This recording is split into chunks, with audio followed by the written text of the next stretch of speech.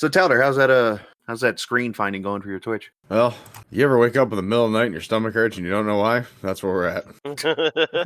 85 hours deep. He's got a 24-hour race to run this weekend. Yeah, you're doing good there, guy. Keep it up. Hey, you know what? I bet you still crashed before me. That's facts.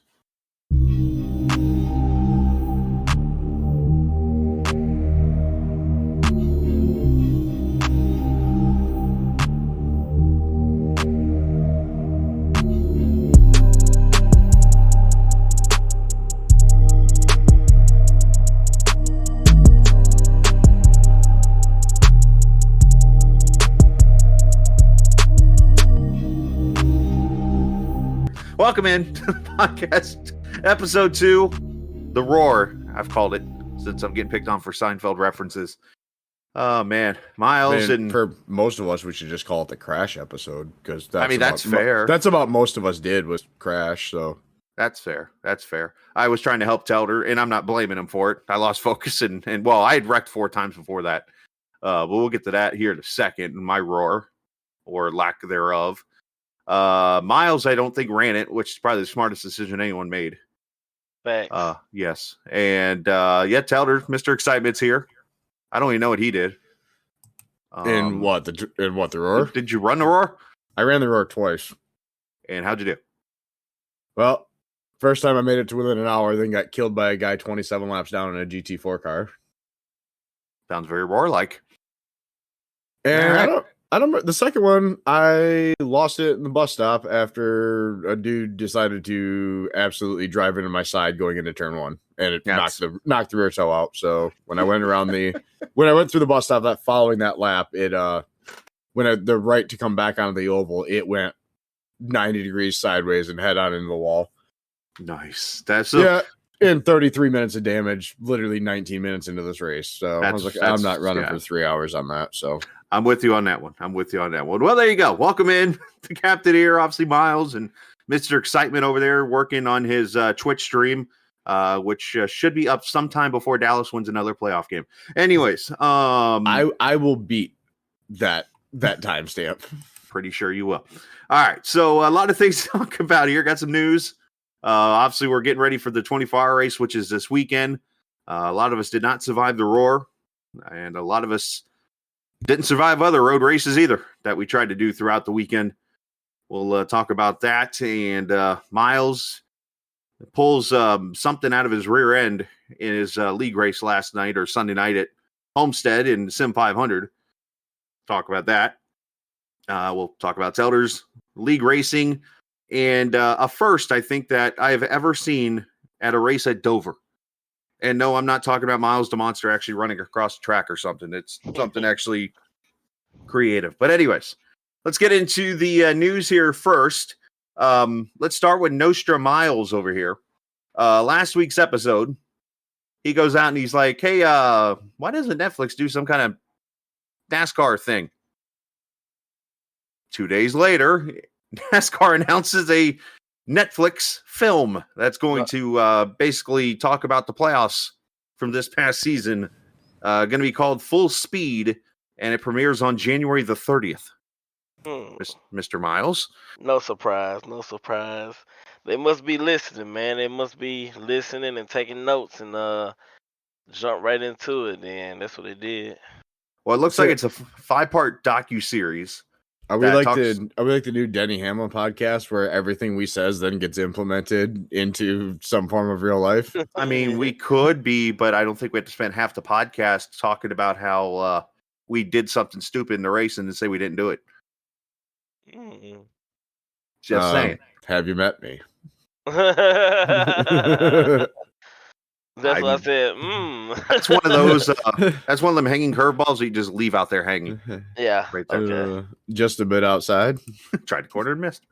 So, going to feature drivers Ryan Blaney, William Byron, Ross Chastain, Denny Hamlin, Bubba Wallace, Kyle Larson, Christopher Bell, Joey Logano, and Tyler Reddick. All playoff drivers, obviously. So, should be interesting. We'll have to check that out, see how that goes. But this could be that forthcoming of fans who maybe are not racing fans can see, hey, this is what NASCAR is about, and maybe bring in a different demographic, much like NBC tried to do Saturday night with a football game. Brought in, was it 23 million people in the end or something like that? I don't think the 23 million matters as much as how many of them ended their subscription to Peacock today or Sunday. If that number goes high, then you're really seeing how successful that was. Yeah, truthfully. I mean, in the end, because I mean, you're going to start seeing a lot more of these sporting events going to these kind of platforms. But no, I mean, can anything really go wrong from this? I don't think so. I mean, Dale Jr. is helping produce it, and he's put some pretty good shows out there. I mean, that the Lost Speedway show was phenomenal. I really wish he'd do more of those on a side note. Yeah, the problem you have there is, getting to the tracks, getting the people, budgets. I mean, it's so hard to put all that together. There's so many racetracks out there. I mean, heck, there's one here in Fort Wayne I had no clue about until I looked on a map when I was out there getting my like permits and stuff so I could be at the airport and whatever. And I'm looking on a map. I'm like, wait, there's a racetrack like right there. And turned out late models and stuff used to race there. So it's kind of interesting. I mean, we've all got tracks, it seems like, in our backyard. So, that was a fun show. And so Junior obviously knows what he's doing. So I'm looking forward to seeing what this is about. But January 30th, NASCAR Full Speed will be on your screens on Netflix. So we'll see if they can pull the numbers out that F1 did or get anywhere near it. I don't know. I think I don't see NASCAR getting the numbers that F1 got. And I only say that because there's not as many F1 fans at the time of that release here. Yeah. As NASCAR fans. That have access to Netflix. I think most of their how well their numbers are going to do is going to be entirely based on how well it reaches overseas. Yeah, that was the big thing with Formula One is they're like, as a Formula One, like NASCAR fans, we're going to watch this show because we're NASCAR fans. Mm-hmm. But their goal is also to reach all the new people, right? Right. However, then you turn around and look at the Drive to Survive show. Formula One is a worldwide sporting event. More people on principle watch that from the start because of how big Formula One is across the world. Mm-hmm. So, their initial season one, right? Season one, day one, or whatever. Their number is going to be dramatically higher than NASCAR's will be for this series. However, I think the NASCAR one over the course of it will climb in numbers viewed versus the climb that happened in Drive to Survive. Just because of NASCAR is so centralized to here. But now with SVG coming over here, mm-hmm.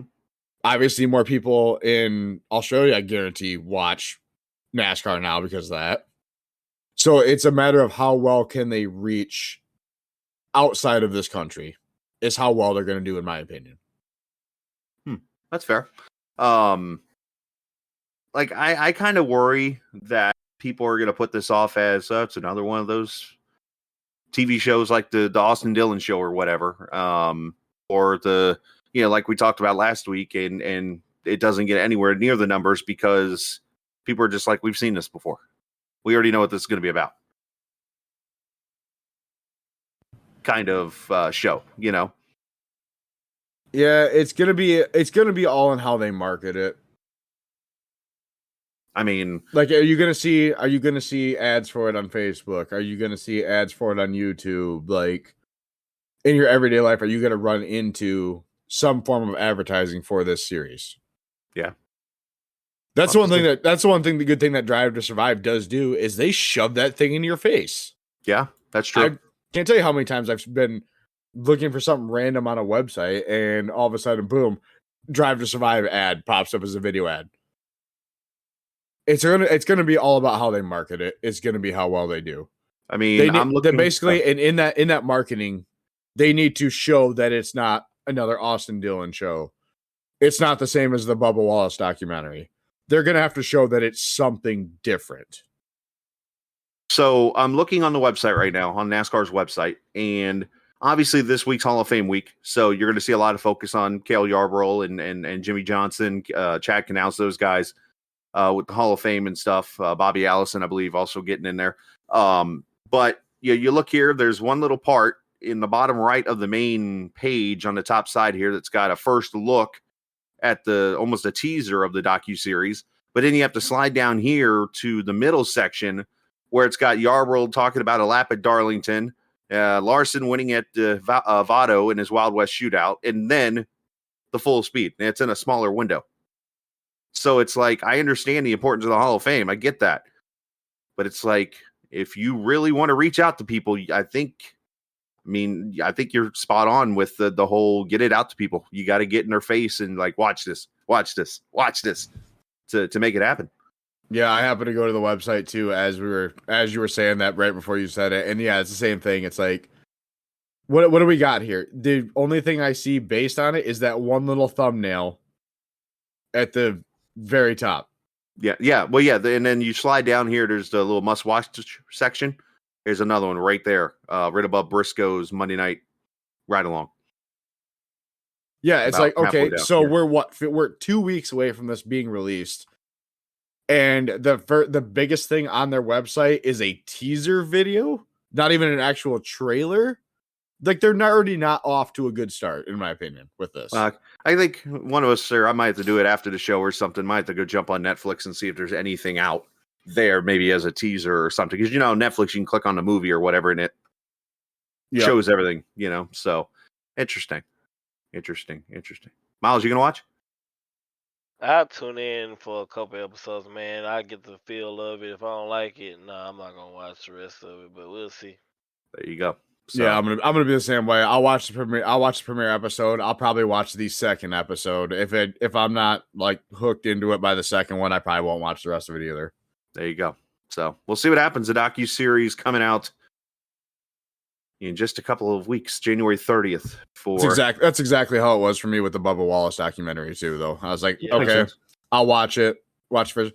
And like, I'm not a Bubba Wallace fan personally. Like, I'm like, to me, he's just another driver in the field, as no different than, Austin Dillon or somebody like that. Like, it doesn't matter to me.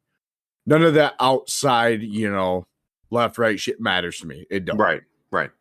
I want to do, like, if I want to watch a documentary, I want to watch it.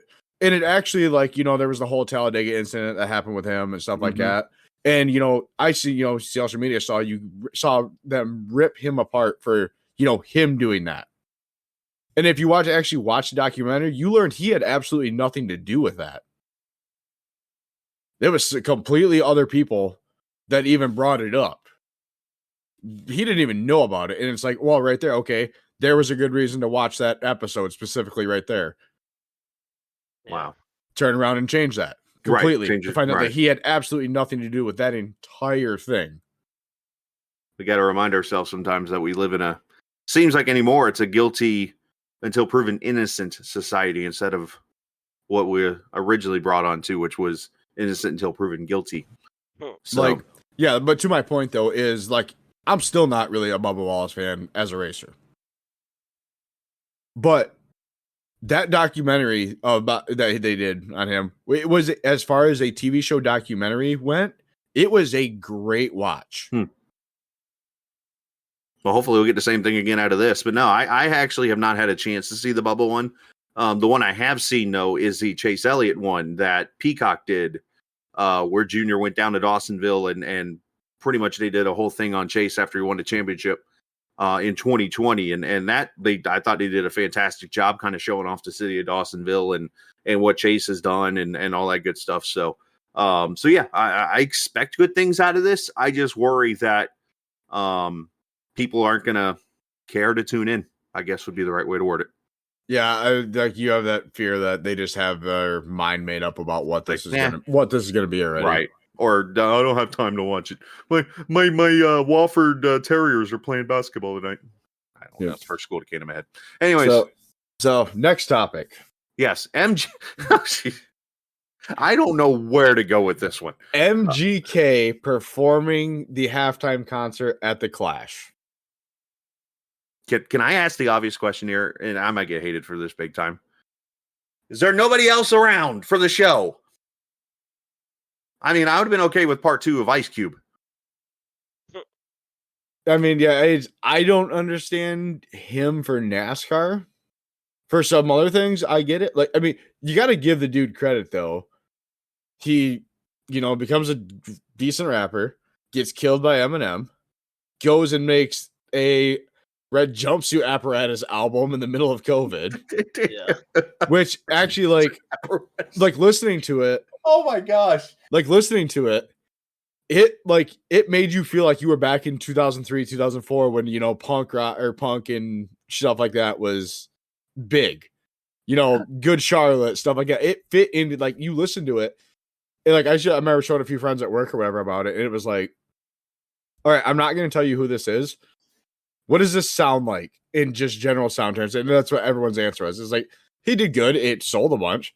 Then he turned around and did the NHL All-Star game a couple years ago as the main concert for that. There was 1 or 2 other ones that he did too that was just like, wow, surprised they, brought him here. Same thing with this. I mean, as far as his standpoint, he's killing it. I don't agree with it for a NASCAR race, personally. Is this a stunt to bring more of the college kids into the race? I would assume so. But let's see, we sit here and say that I can't see it for a NASCAR race, but then, like, he's had 2 or 3 songs on each one of the last Need for Speed games, too. So, my first thought is, I mean, obviously the Coliseum, you got USC obviously there, UCLA, so you got multiple colleges that, obviously they're trying to get to the younger demographic, hence why they bring the students in and let them enjoy the race. And I don't know, Miles, man. Help me figure this one out, my guy. I can't even. I really wouldn't care who they put up there. I'm not gonna watch him, bro. MGK, he's a good artist or whatever, but I don't know. They doing what they want to do, bro. I don't be focusing on them, bro. I'm with MGK, like, I don't even see college people coming for him. Like, he's like older. Like, is he in his 30s now? I also don't even know. Yeah, I think, MGK, I think more of our age group. Because when we were in high school, that's when he was big. High school, middle school. It's when his Lace Up album came out, stuff like that. Like 2010, 2012, stuff like that. That's what I see. Like, that age group is going to resonate with MGK. I don't see the 18 to 25 group getting into that. Let me put this out there. I literally just typed in MGK. And 2 of the first 5 articles that pop up here at the top are NASCAR fans fume at Machine Gun Kelly decision after F1 grid walk incident. That's a Daily Express article. MSN over here. No one wanted this, end quote. NASCAR Machine Gun Kelly's move. I mean, sounds like to me there's not a lot of positive to this. Yeah, but I saw it posted earlier. I forget where I saw it. It was on Facebook or Twitter or something like that earlier. And I did the same thing. I went and checked the comments because I was genuinely curious too of what. And yeah, it was basically the same reflection in what I found. So, alrighty then. I don't know where else to go with this, but I bet Fox will still go to the commercial in the middle of it, but yeah, I would actually be okay with that. I'm just gonna put it out there. Yeah. Anyways, but if this is our halftime show, we'll call it. Let's hope we have a good pre-show. I mean, the Super Bowl struggles to figure it out every year too. So, well, I mean, they could have a hip hop guy in front of a Child's Play set or something in Detroit. That's we're not. Can we just forget that ever happened, please? Sorry, I'm just comparing other events. As a Lions fan, we do not claim that. Look, you got 31 years. It's over with. Okay, there's your positive. All right, and you got Michigan. Okay, so you got 2 good things right there for you. Chili Bowl obviously concluded, and its events this week actually, saw a very familiar winner in Logan Seavey again. I had a strange feeling after Monday night's champions race. I'm like, something tells me Logan Seavey's about to destroy the field in this week's race. Yeah, And he looked that. real strong in the champions race Monday night for sure. Obviously didn't go without drama again in the races. Of course, the whole TMS deal where a whole bunch of miscommunication and throwing of something after he got pretty much taken out of any chance. Did you see the wreck? That was bad. I mean, straight hip check into the fence. Yeah. So there wasn't like there's a slider, there's a dirty slider, and then there's whatever the hell that was.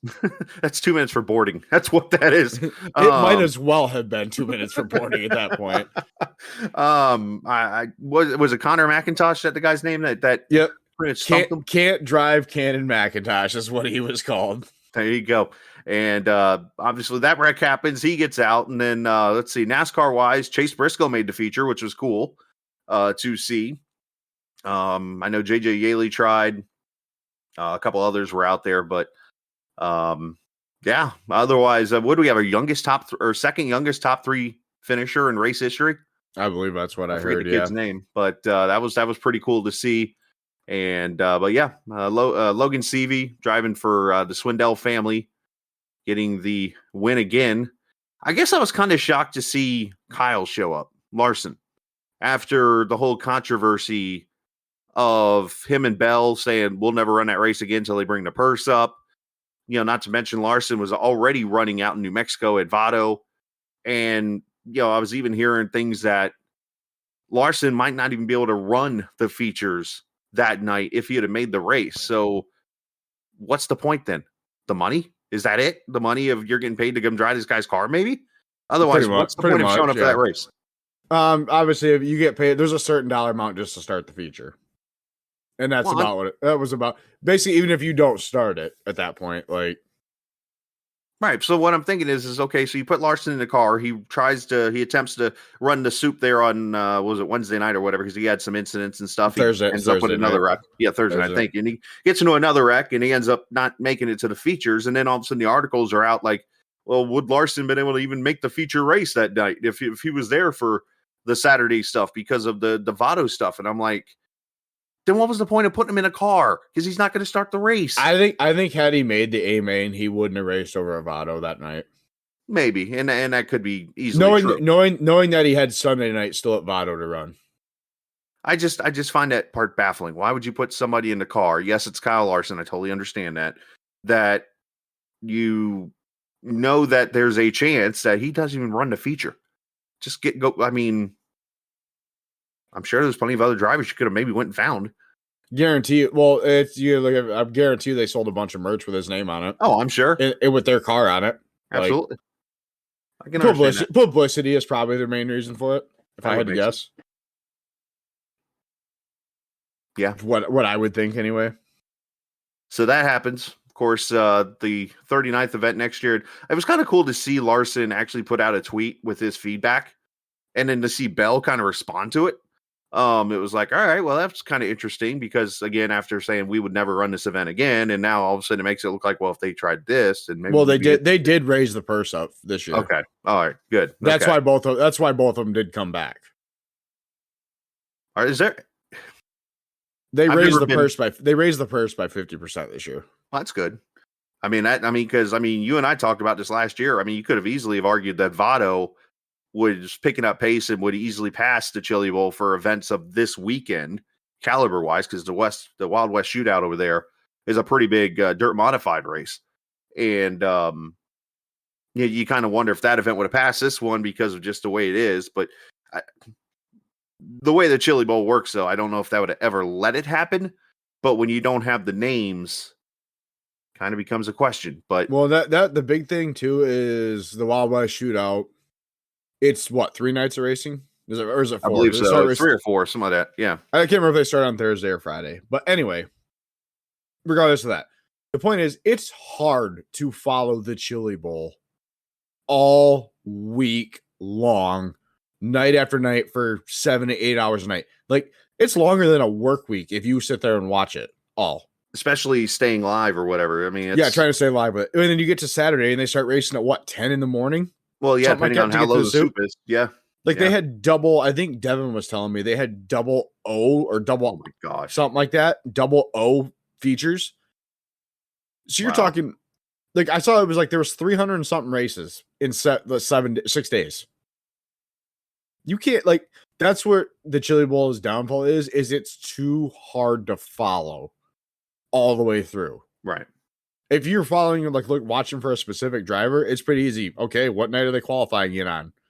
And then you can just watch Saturday. But if you want to watch it as a fan of the sport and just watch the whole Chili Bowl as a Chili Bowl, it's hard to follow. Especially when they start double O features at 8 a.m. in the morning on Saturday and the feature race doesn't start till 11:30 at night. Yeah. It's hard to follow that. I mean, not to mention you risk the track not being in good shape. And I started seeing those tweets at the end of the night saying this track's in worse shape than it's ever been or whatever. You start, I think this was the first season in a couple of years where MAV TV was not the main host of the show. Like it was all on Flow the whole time. And no, it was on Flow. It was on Flow last year too, I believe. Well, what I'm saying, it was MAV and Flow last year. I think, yeah, true. And then this year, no MAV. So, that plays a role. And then the question I can't help but think in my head is this event ever going to become too big for that place? I think it's already there, personally. I mean, how do you fit, hypothetically, 400 entries into a convention center? Yeah, in my opinion, they need to. I get the clout of the Chili Bowl, but I think they need to, like, a couple weeks before it or month prior to it or something like that. They need to. Well, what they need to do is they need to work out something with Gateway, right? Mm-hmm. After the Dirt Nationals, they need to, like, edit their contract, do something with that stadium up there in St. Louis that allows them to keep the dirt down for another day or two and run qualifiers up there to get into the Chili Bowl. Like, okay, the top 150 or top 75 from each qualifying night or something like that get into the Chili Bowl. Then you have 150 entries to the Chili Bowl that have all qualified to be there. Or, top, 100 out of each night. Something like that. Like, you just cannot have nearly 400 entries for this race and keep it watchable at that point. Yeah, because it looks like mayhem. I mean, you can see it when there's video from Flow of when they were escorting T-Mez out. And, I mean, you look like you're walking through a grocery store or a Target or something in the middle of Black Friday. Or do it like, basically make the Chili Bowl, like the Bud Shootout for NASCAR. Mm-hmm. You got to get a pole. You got to win a race. You have to run a certain number of events. Like, there needs to be more entry points to get into this, or qualifications to get into this. Like JJ Hill, you think he drove a midget the entire year until this? No, probably not. No. If he did, it was low key, probably. Yeah, it was like, so I think you need to be competing in one of the major series, win a race. Like, if you should, like, show up for, like Larson does, show up, win a race, like for a weekend or something like that, win a race, win a major race, or something like that. Like, there needs to be more boundaries to entry than just, oh yeah, I have a car and some money, so I'm here.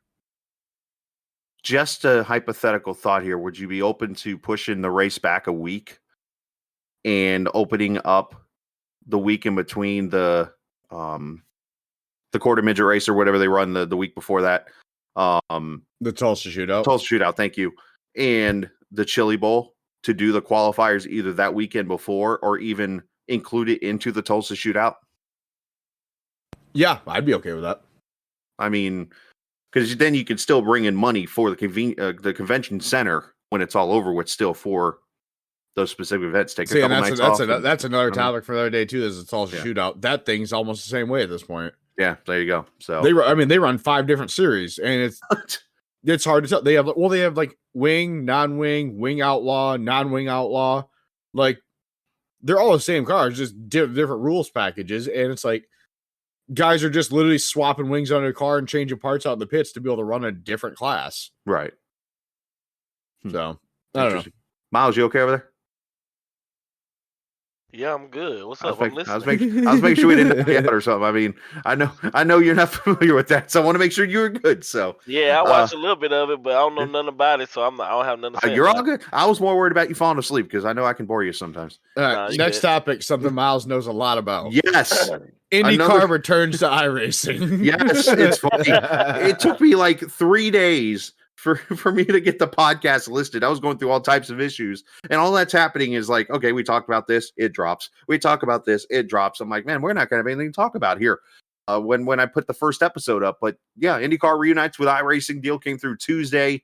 What's also obviously allows the whole Indy 500 deal to now be back on iRacing. Not to mention all the Indy cars are still there. Now, one thing I did catch on iRacing still, the US 2000 cars and stuff, those are still the US Open cars. They were always like that. Were they? I thought they were They like used just to be PM. the pro. They used to be the pro Mazda. Okay. Pro Mazda cars. Is what you're talking about, like the USF 2000. Yeah, stuff right. Like And the PM18s, right. Yeah, that always used to be. They were always that. They were never like the IndyCar or the IR stuff. So I know one specific person hosted an Auto Club 500-mile race last weekend from it, or this past weekend. And I didn't see any other real special events, but obviously this is what people wanted. And again, I know we talked a little bit about would there be any kind of a fight back of, you know what, you heard us once and you know what, I'm not interested, but I haven't had a chance to look at the numbers. I've been so focused on road racing, but I mean, Miles, we gonna put you in an open wheel car now? Nah, I'll sit back. I can have that for now. I'm not ready for all that. So a seat in the Indy 500 on iRacing, you want to do it? You talking about Indianapolis? Mm-hmm. Yeah. Yeah, I'll special event Indy 500. Yeah, I'll do that. Okay, because we'll show you what you need. I mean, Now, we'll if it's more than like left and rights, I ain't doing all that. But if it's just lefts, I'm good. Well, you might left and right when the car gets free, but you know. Miles, in case you didn't know, there is an official series for IndyCar that runs on only ovals. Yeah, that is true, and you only need a C license. Oh, I think.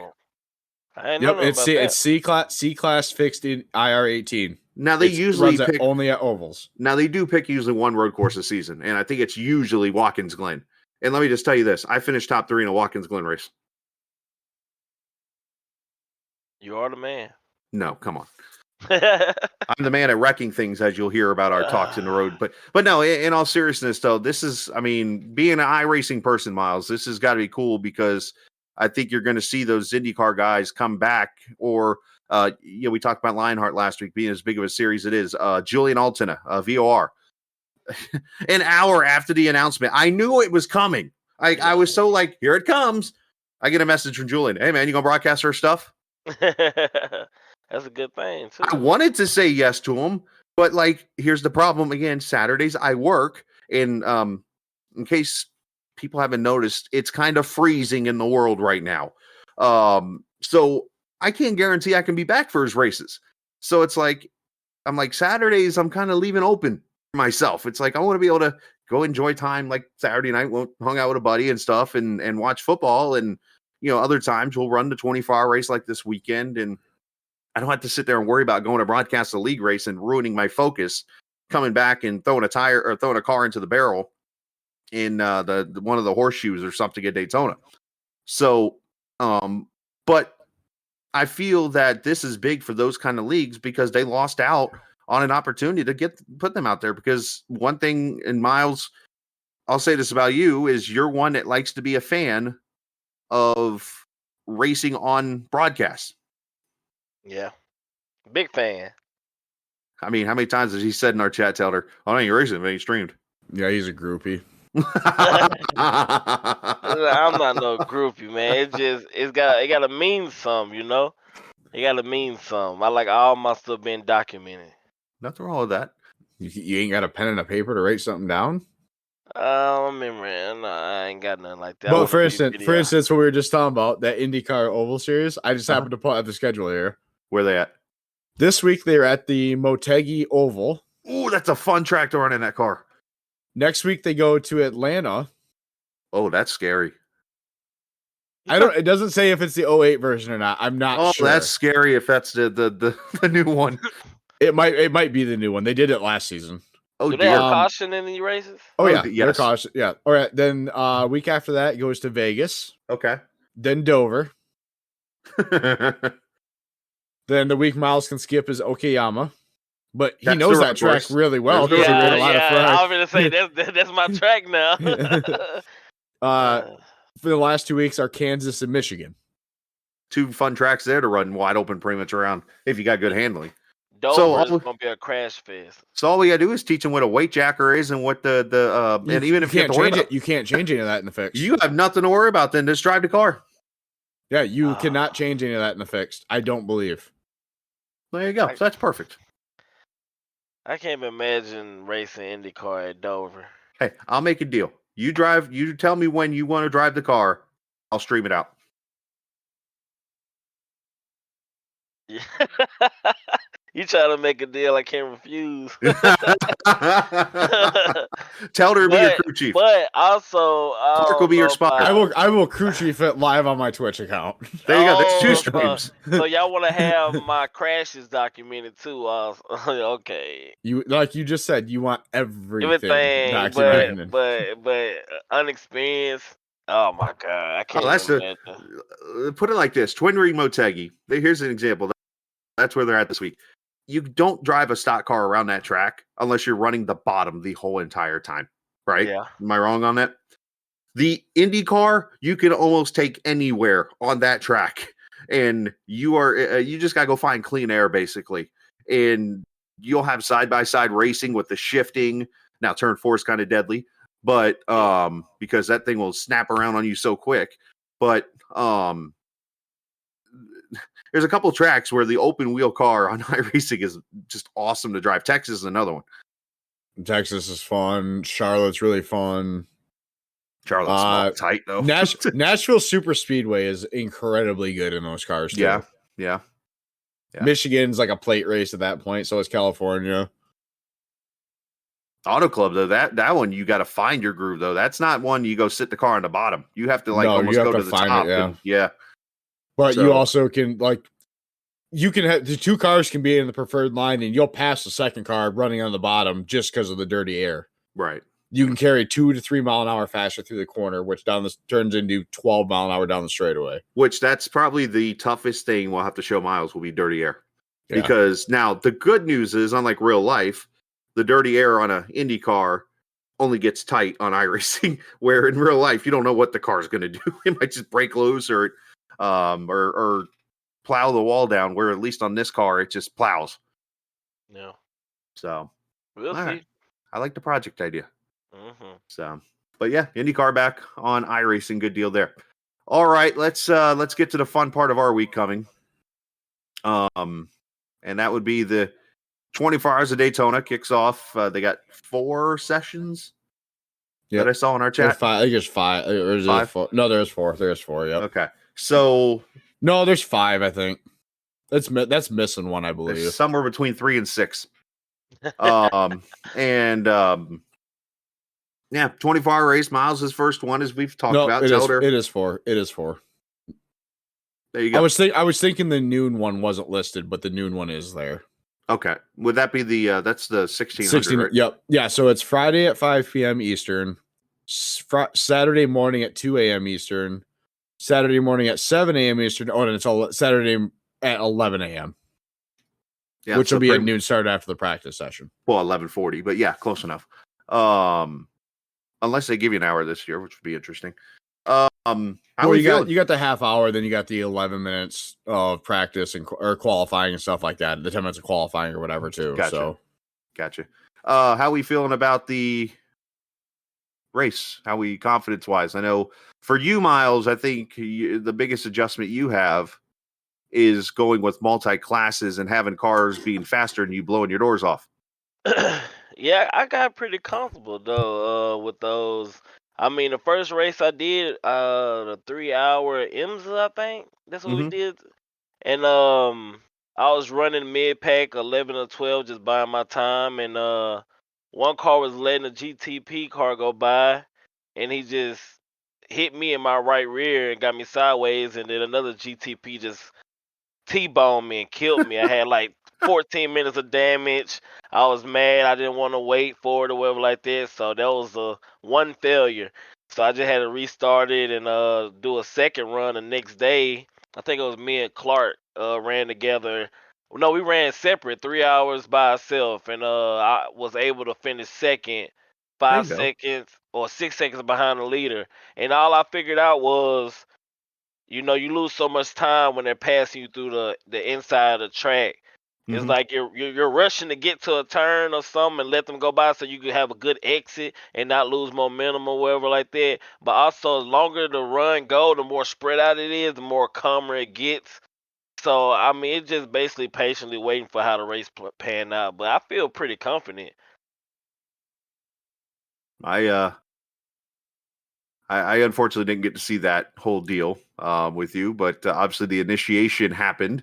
The passing inside is going to be so tough because you're going to get those people that are so, I guess, impatient. Not to go throw the word out there, that are not scared to go diving it in there on you, and you just have to be aware. I mean, last night, Telder was watching me run races at Watkins Glen, and we watched people dive in for 3, 4, 5 half second or so back, diving into the corner, and Telder's like, "Man, how'd you see him?" I'm like, "I just looked in the mirror and anticipated." That one dude in that second race that you ran, that dude one that ultimately ended up crashing there coming out of the bus stop. Mm-hmm. Shocker, I know, but yeah, some of the moves I watched him make were just, and like as a GTP driver, like patience is a big thing in those cars. Yes, yeah. Especially when like, the generalized rule is if you're a GT3 car with the slower series, you're supposed to run your line as if nobody else is there. The problem is that's the biggest thing that can help you as a GT3 car driver is be predictable. Yes. Don't like just pull off the driving line, going down a straightaway to let a GTP car go or something like that, because they're going to try to take the, non-traditional way around you anyway. So when you move out of the way, you become unpredictable at that point. Yeah. And most GTP cars will show you in the mirror coming up to a corner whether they're gonna attempt to do this before the corner or not. They'll move out of line, show you their nose, they'll flash their lights at you, stuff like that. Some of them just abuse it, and it'll be, like you said, half a second back and try to make up 15 car lengths in the braking section. That's not having patience, and that's usually where the wrecks occur. So it's like, as a prototype driver, patience is a key, and basically let your moves be, seen or known that they're going to happen, or just wait for a straightaway. The acceleration is so crazy different between the two classes. It's like you may lose a little bit of time through this corner. It's like you'll be around them in no time. That is so spot on, because you're going to get drivers that, even though it's a 24-hour race, they're just going to go sending it, like you said, or just drive it over their head and get themselves involved in stuff. The first almost hour of the race, if not 2 hours, is going to be where you see the people fall out, just from either just not being smart, or somebody being a victim of somebody not being smart, or just, just errors or whatever. Yeah, you'll see more people die in hours 1 to 3 than you will combine from 4 to 24. Yeah, and at that point, you kind of see, all right, this is what we got, this is where we're at. And then obviously throughout the rest of the race, you're going to see others fall out and that kind of thing. And you're going to see throughout the race. That's due to damage. Guys running with damage that don't want to sit there and take it, because obviously they don't want to fall down the standings or have more time to make up. So a lot of guys will run a car with a minute or two of damage, and ultimately the toe is knocked out or the steering's off or something like that, and it'll do something unpredictable, and you'll ultimately wreck again. Right. And then you get fatigued with staying up for 24 hours, especially if you're one who's trying to pull it off by yourself. Or I know there's a couple people doing teams of 2, which means you're running 12 hours apiece. Good luck. One time I do want to try to run the entire thing by myself. I kind of want to, but only if I have another driver to just do the minimal time, because I want to actually count. Like, let me do, if it's 3 hours, I'll let that other driver do the 3 hours. I'll take the other 21. Quick calculations. What would you actually need? So 24. I mean, what's the percentage? 25? It's 24 divided by the number of drivers times 1/4 of that. So yeah, it would be 3 hours. So there you go. So and even if it's the first, like, for instance, I work. If I were to do the Saturday at noon, if I had somebody Saturday that was willing to step in my car until I got home from work, I'll take the rest of the way home. Now, obviously, there might be some times where the pit stops are a slight bit longer because I might have to go to the bathroom and get something to drink or just stretch my legs out because I might be, just walking all jagged and stuff from sitting in my chair. But because I've run it 6 hours at the Glen by myself, and that hurt after 6 hours. Yeah, it'd be interesting to do that. Like you said, have somebody that could do, whatever the minimum drive time, so it would count at the end of the day. Right. You wouldn't get disqualified. The more the optimized way of doing it would be run 6, 7, 8 hours. Let that guy take the car for an hour. Yep. You come back 6, 7, 8 hours. Let the guy take the car again so that you can split up the hours evenly. And then you get an hour at least to sit down, stretch out, whatever you got to do. Yeah. Go grab some food. Go grab some food. Go to the bathroom. Take a shower. Whatever. Quick nap, something. And Miles is like, nope. None of that. If I'm racing and it's 24 hours, I'm not eating. I'm not trying to be full. None of that. I'm trying to feel bad as I can so I keep racing because I'm going to fall asleep. You wouldn't have like any kind of drinks or I have some drinks, candy bars or or snacks or something, There you go. like so. But I'm not talking. You talking about go get some to eat, like a dinner, a meal? No, I can't. Your woman brings down pizza to you during the middle of the 25 race. You ain't stop and eat. I'll probably a slice or two, but I can't get full though. I can't get full. Now you can't do that, Scott. You can't come in the room with a box of pizza and not. I'm just saying. Anything's possible. Like come 24 hours. Like you remember the first couple years we did at Skala when you did it with us, the Moneymakers guys with us, when it was like me, you, and Joey that would run from midnight until 10 p.m. until 8 a.m. or so. It'd be just the three of us. You mean when I'd forget to turn my ringer on and sleep in a little bit more? Yeah, when Joey went to bed at 3 a.m, and I'm like, it's okay. Scala's supposed to be back at 4. I'll be done with these 2 stints. 7 a.m. I'm still in Discord by myself, running my 14th stint in the first 13 hours of this event. So note to self, I'm making sure my ringtone will be up if that comes to it this weekend. Yeah, we'll figure it out. Man's just left me out here hanging for 4 hours at 5 a.m. by myself. I've been up since 8 a.m. I feel like I have to order Telder some kind of DoorDash or something this weekend to make up for it. That was crazy because like everyone else did like 6 stints, 7 stints, 8 stints. I did 16 in that event because of that. So here's the other thing you can do. Give your phone number out, which in my case wouldn't have still worked because my phone was silent. Well, that's not why we have in the 24-hour world, we have the buddy system. Yes. That nobody is to be left alone. That's fair. Yeah. And I agree with that 100%. Yeah, because usually you have a spotter telling you, and good idea for those running it for the first time, have somebody in there, especially watching. Like if you go say spotter cam or not even spotter cam, but do chopper cam or whatever, just looking straight ahead at you, but keep the F3. Remember, if you're a crew chief or you're in there as the team, you can pull up the F3 box yourself and you can see, oh, there's an LMP car coming. LMP, GP, GTP. Prototype coming. That is, you're going to be looking at this weekend, 14, 15, 16 seconds faster coming at you. So you got to tell them not at like 2 seconds. You got to be like at 10 seconds. Hey, you got one coming. Going to be there probably the end of the straightaway or whatever, so that you don't get wiped out. Yeah, actually, pro tip for a 24-hour: when whoever is signing up the team, if you know you're going to have other people in Discord or other people around it with your team, register your drivers accordingly. Register those other people as teammates, as crew. Just in case, huh? Then they can't drive, but they can come in and crew chief for you. Yeah. They have full permissions to edit your fuel, your tires. They can watch spotting in live time at that point. Do we really want Luke doing that though? He's a driver, so it ain't going to matter. Well, he's going to run us out of fuel again, like Spa. Well, the unrelated matter.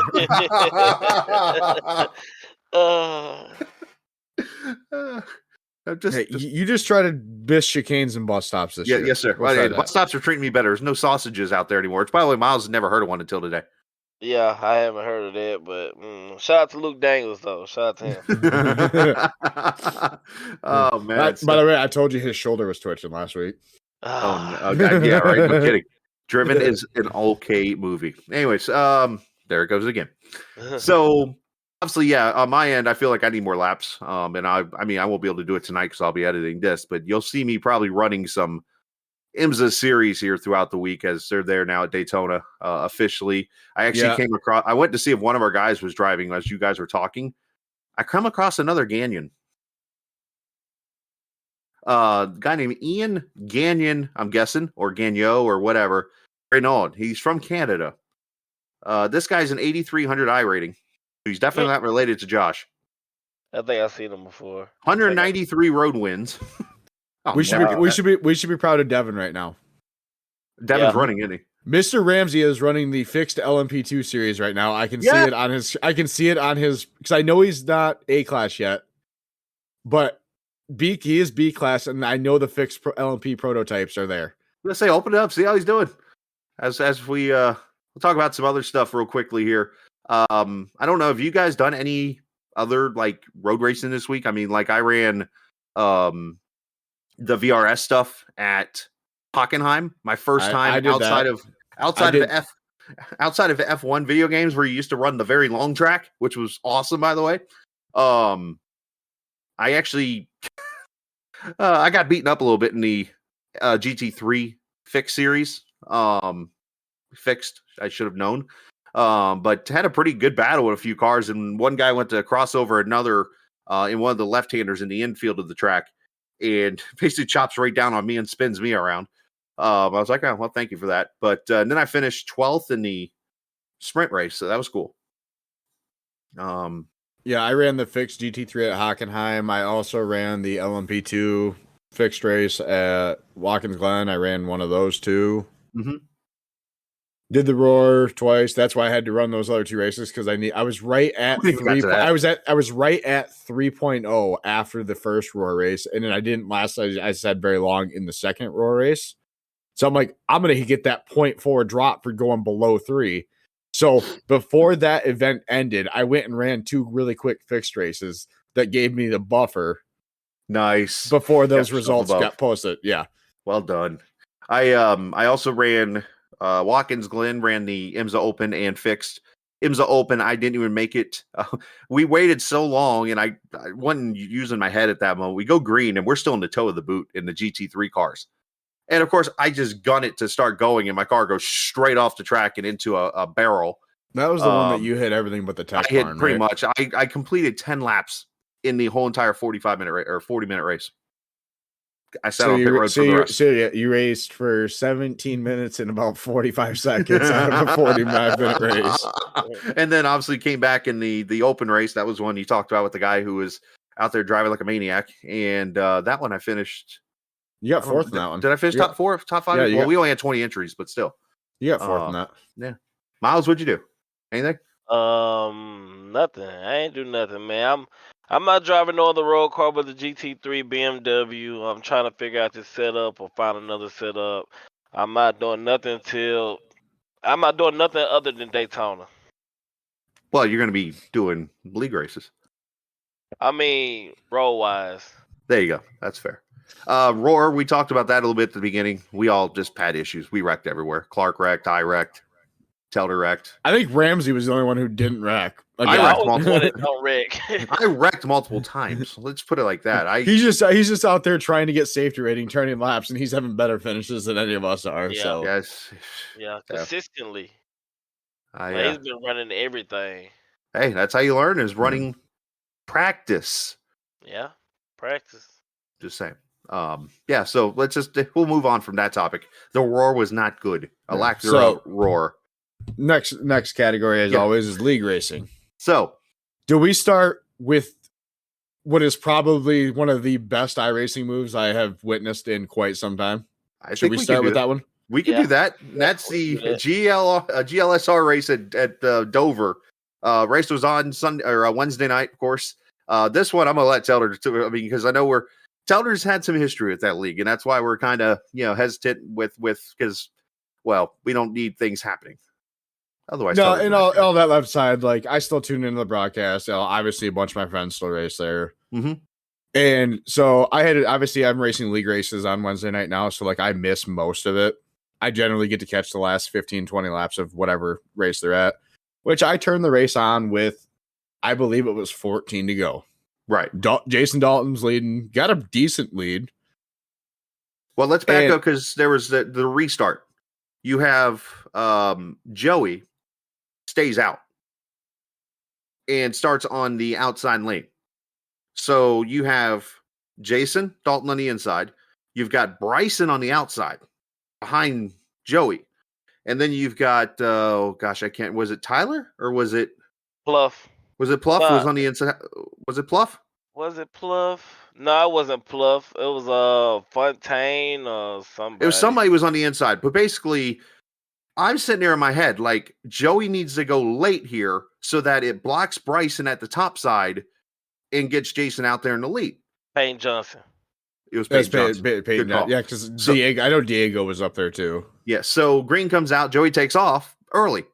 It allows Bryson to get down in front of Peyton Johnson, which, of course, they all blow Joey's doors off. Good job by Joey to stay out of the way and not, obviously could have spun the tires and all hell break loose. But then we fast forward ahead, as you mentioned, Dalton's leading and Bryson's kind of there, just hanging with him.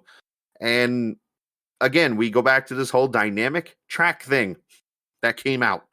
And I had seen throughout the night where the track did kind of spread out at times. You could see the middle groove open up almost like a bigger, wider diamond. I think that's a fair way of putting it. Yeah. And then, if you're running the Highline, you're diamonding there for sure. And I remember that turn 2 wall is scary. Both walls are scary. So I remember with about 2 or 3 to go, I say on the stream, I wonder if Bryson is willing to try the Highline here. And lo and behold, he something I've never seen at Dover before. He gets to the top side. He gets slightly free, if I remember correctly, because his right rear clips the wall off of 4. It somehow is able to carry the momentum and edge out Dalton by less than 1/10 of a second at the line. That you do not see at this track at all. By a splitter. That's fair. It wasn't much. But I figured that was the only way he would potentially be able to get around Dalton was to drive around him on the high side. I didn't think he would be able to do it. He was clearly the faster car the last 5 laps, and that was very noticeable, but running the same line, got a little bit of dirty air, stuff like that, he just couldn't get alongside of him. I got a whole backstory. Oh boy. I'm just gonna cut it over to him then. Yeah, I watched it. AB, that was one hell of a move. Regardless, but to do it to win the race. He earned it for all week of practicing and being in chat and I poking my head in there and see what he's doing. He's telling me where he's running, what lap times. He ran the Highline, the whole field run to see what the tire wear would be. He ran the bottom. He did everything basically what we do on our team. And to go in that race, let's talk about the race. The race was a long run race, and people short pitted at lap 50, and me, Alfin, and it wasn't even about me because it's about Alfin and AB trying to get in the playoff spot because I already locked my way in. So I'm just riding behind them. AB passed Alfin, he burned his stuff up, and we all pit at lap 80 or whatever to make it to the end. And we have 15 to 30 laps extra, like fresher tires. So we was in the position to do what we wanted to do. It was AB race to win regardless. And late caution came out. It set everybody back on the same schedule.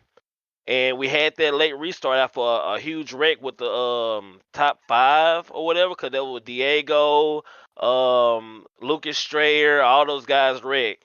And AB's restarting behind Joey, which is a teammate with Jason. That's first. And then he got Payne in the inside. He got Fontaine in the inside. So he has to get a run to get to the bottom, which he did. And the whole time he's behind him trying to get to his bottom side. But like you say with the diamonding part, once the tires wore off, you was hurting your exit by going into shallow, so you would have to diamond the car to get the momentum off the run. To get the momentum, it was so hard to pass at Dover, man. You could be faster, but you couldn't pass. And what he did those last few laps with me in his head, like he said, and I'm telling him with 2 or 3 laps to go, like stay there, but you're gonna have to use the outside line. And he already responded, like I know. And I mean, he practiced that line so much when I knew he would be able to hold it. I didn't know it was gonna be like that, but I knew he would be able to at least try to get to his side and maintain it. And when he hit the wall, I thought it was over, but he held it straight and won it. And me and Alfin and the whole team just went berserk, man, went crazy. It was wild, man. The feeling was so. I was so happy for him more than myself when I win. That's what was so crazy. How me and Alpha was telling him and how much hard work he put in for the last 2 seasons and how he look at me and Alpha, how we win races and we've been there and he was there. He was there without no wins last year, top 4. He was just being consistent. So for him to lock himself in, to be there at the end, to have a shot at it, it was well deserved. And I mean, I couldn't be more happier for my teammate, man. That was his first career win. That was the part that I didn't even realize. Yeah, In that series. In that fashion. That's a good way to just say, you know what, I'm retired after the season. Let me go try to get the championship. Not, I'm good. I got the win I want. That was pretty cool to see. But yeah, and the one thing that we can't overlook too with the KGD2 guys, because those guys have been one of the better teams in that series for a while, is the fact that once again 2 of their teammates, and it's the same 2, Midkiff and Sutphin, get together and wreck on the back straightaway to bring out a caution.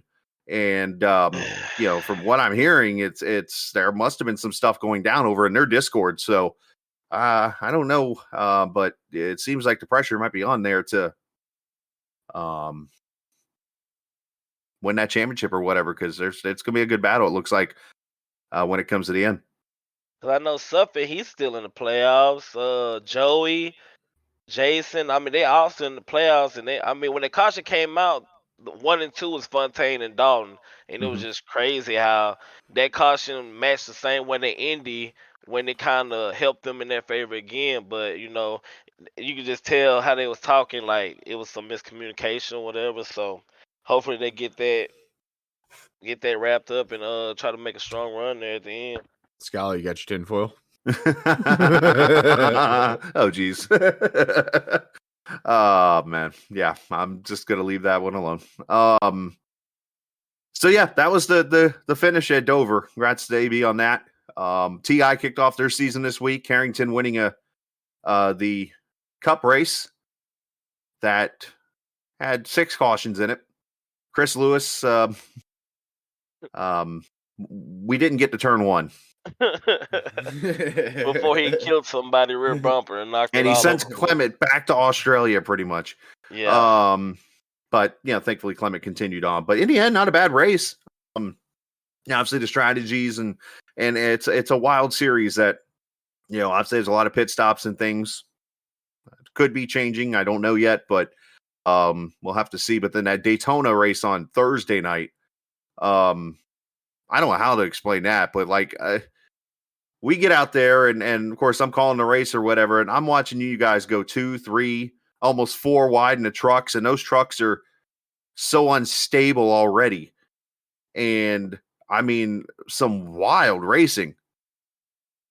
Yeah, it was wild, man. It was more, it was a couple of wrecks, but with iRacing cautions and super speedway racing, if you're off the racing surface, they're not gonna throw it. So it make the field spread out, and it makes the racing it make it settle down, I guess you could say, until they get back together. But my plan, me racing restricted play every weekend or whatever like that, and being on this new team I'm on with these fast guys, I wanted to separate my team from the rest, and I figured Kobe and me, if we linked up together, it doesn't matter if I'm leading or if I'm pushing them, that we could really gap the field if we had like 2 more people behind us, which was unfortunately my other teammates or whatever. One of them was a lap down, but Lewis was with us, and I mean, I wanted a short pit. Lewis didn't want a short pit. Said we wasn't gonna. It's not a good idea. Then eventually he just gave in, and we made that call. And once they seen like how far we was ahead of the other group, and the other group wasn't trying to line up, I guess, and they were trying to race each other, and we really separated ourselves. I mean, it was a three car race to the end, and we was all teammates fighting for the win, but it really wasn't no fight though. It was a good win for Kobe though. Yeah, there's a few wrecks out there that didn't wreck. That could have been cautions, but as one thing that we've talked about here last week, and we'll bring it up again. There's a reason why you don't see leagues throwing their own cautions most of the time, and that's because you don't want to get in that whole rigged game or why'd you throw a caution here but not there game. So, yeah, for those who didn't know, we're an hour 86 now of Telder working on his computer. So, in case you couldn't tell by that sound a minute ago. Yeah. Hey, okay.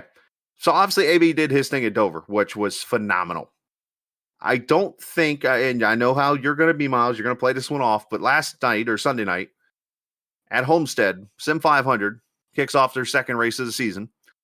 And Miles, you start back like 21st or something like that, if I remember, or 17, somewhere in that range. Yeah. And obviously goes green, and you were pretty nervous, I could tell, before the race, because like just hearing you talking about the practice and running laps and how you were feeling about the race, I'm just like, man, he's a nervous one, but I can understand it because it's a good group of guys. It's a new league, and every time I'm in a new league with new people, I don't want to be that one to come in and cause a caution or ruin somebody's day. Or it's just a bad look for anybody that's new coming into the league. It's a start off with problems. And how Daytona went, I wanted to have a good finish. This one, I wanted, because I know it's a long season, so you got to be consecutively in the top 10. So, but unfortunately, I was the reason for the first caution. So, and you told me it wasn't really my fault, but I still feel like it is my fault because I just looked at the replay and seen how far I was off the wall. I should have still be up, but man, that track and that competition and 138-degree weather, it's a whole new animal, man. And I give those guys kudos, man, about racing week after week with those high temps tracks. Yeah, it's tricky because you never know when you're going to get a cloud that comes over and cools the track down a little bit, because you're not always going to get those 100 and I think Dalton said when we talked to him last night, he said 141. I think at one point the track got up to. You're not going to see that, but it creates a whole new dynamic in the race. And yeah, you mentioned your accident with Campbell, which I didn't even know until after the race that really drivers were having issues with staying straight on the straightaway because of the lack of grip. Dalton, I know, mentioned to me that apparently it was almost like a drag race off of turn 4 every time because you were just spinning the tires trying to go. It didn't matter how far down the track you were, bro. Like if you if you was giving it full throttle, you was hydroplaning down the back stretch or the front stretch, and that net code when I wrecked him, man, I felt bad for it, man, and got me a lot of damage by like a minute and 40. Try to get it fixed, and eventually after that second caution, I think somebody got spun. I got it all the way fixed, but you could just tell how the car was handling different. Like when I had that minute of damage. I had like probably like 40 seconds left, and I was going into 3 and 4, and it was pushing in the center all of a sudden, and it never did that, and it was hurting my exit. So I just had to ride in the back. But once I got that last little bit fixed up, it was back right, and luckily I was able to drive from 29th to 10th in a 60 lap span. And you could tell at the end, everybody was just fighting for grip. They were looking for it, and I was just keeping it on the bottom, man. I don't know what it is about that track. It just, you know how when you played NASCAR games, you had that 1 or 2 tracks you just couldn't figure out. It was just like you didn't know what to do at that track. That's what Homestead is for me. What happens if you're still trying to figure out all the tracks? You're in bad luck. You're in bad shape. But Homestead, Rockingham, and Phoenix was always that track where I couldn't never dominate like I wanted to on the Right. video game. So last night was really a blessing in disguise because I ain't gonna say I figured it out. I'm more prepared now going into that championship week in GLSR at Homestead at nighttime, even though it's like 20 more laps. But at nighttime, just because we ran that 140-degree track temp, and I just felt like how to be faster, and I think I figured it out. But that league is all those guys are fast, bro. Everybody was being patient, running the bottom. You couldn't pass nobody. If you went into the outside, every lap you was on the outside was gonna hurt your tires. I felt like, and I seen it constantly throughout the run, and it was just like you just had to stay on the bottom, be smooth, and wait for other people to make mistakes to get the position instead of just over driving them. Because I mean, you seen even the late incident when I ran to back somebody. Both incidents was the same. Somebody spinning their tires down the Yeah, middle of the back stretch, correcting it, and I can't make no evasive movement with the steering wheel to miss them or nothing. because you're gonna wreck. I almost spin out, so I Right. just had to literally just hit him in the back, and hopefully it didn't mess my front end up and keep going. But luckily, man, I made it a 10th. But that's nothing compared to what AB did. Yeah, that's still it's impressive to do because you said it all right there. How tough it is to pass. It's a fantastic group of racers. 38 people started that race, by the way, and you went from 29th to 10th in a single green flag run of 60 laps. I mean, you can't overlook that. That's still a fantastic advancement on that restart. But yeah, Tyler Dalton won the race. So congrats to him. And for the fourth straight year, that race had 2 or less cautions. It's crazy. Right? Just to be how out of control that car was, and I was just looking how everybody was getting out of control but saving it. It's just crazy. I don't know who idea it was to just be like, let's make the track the hottest we can and run on it. I mean, but then again, man, sorry again to number 44. I don't know his name, but I Maybe apologize Glenn for that Campbell. wreck. Glenn Glenn Campbell, I Campbell. apologize to him and whoever else was in that wreck. Trust me, I try my best. I should have just lifted, but in that moment of racing, with all the momentum you have to take it when you can, I was just in the moment, and I apologize for that, but I'll do better. Miles did the knife edge chop with the Ric Flair car to Campbell. Oh man. So obviously, great job on Miles and Bryson. I that might be the move of the year when you go through like some of the broadcasts you see all season here, but there's still plenty of time. I mean, it was only the 6th broadcast of the season so far. So, but no, great racing all the way around throughout. And oh, by the way, the championship races at Homestead in Sim 500 too. By the way. Oh, I'm good. You got to take the positives from the day, and I know I was running the same, if not better, lap times than the leader in traffic. So I just felt like, when you do races like that, you have to start up front. You have to run a perfect race. You can't make any mistakes when you're trying to win in these leagues that we be in. It's just that high of a competition in those. So there we go. That's a little recap of what we went through with league racing this week. Telder, how was your Monday and Wednesday? Monday night, I was passing the leader with 10 to go, and I blew the car up.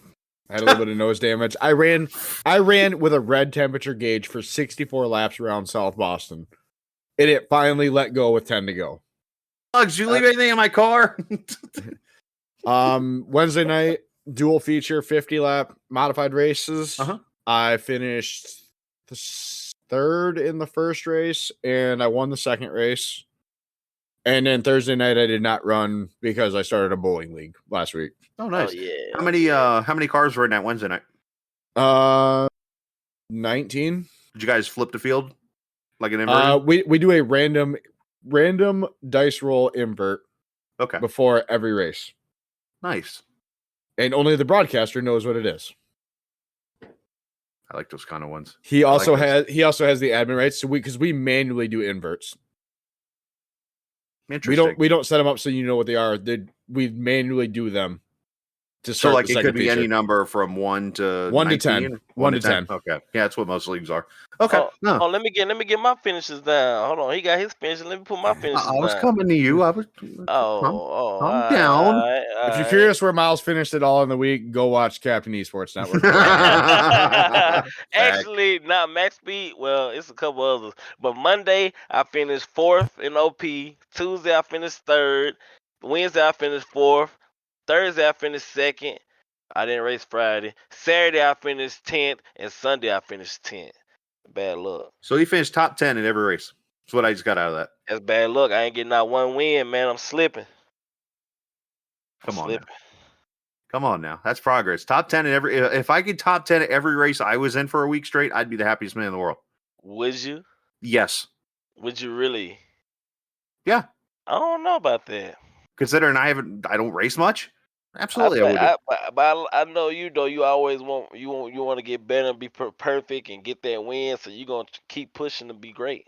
You know, it's funny. Yeah, that's kind of. But you know what? I actually got challenged this week by somebody that told me. Well, no, I won't go into detail about it. But basically, somebody challenged me this week to accept failure, to accept the fact that it's okay to be involved in it. Like in general, if something goes wrong because just something didn't go right or whatever, it's okay that you weren't perfect.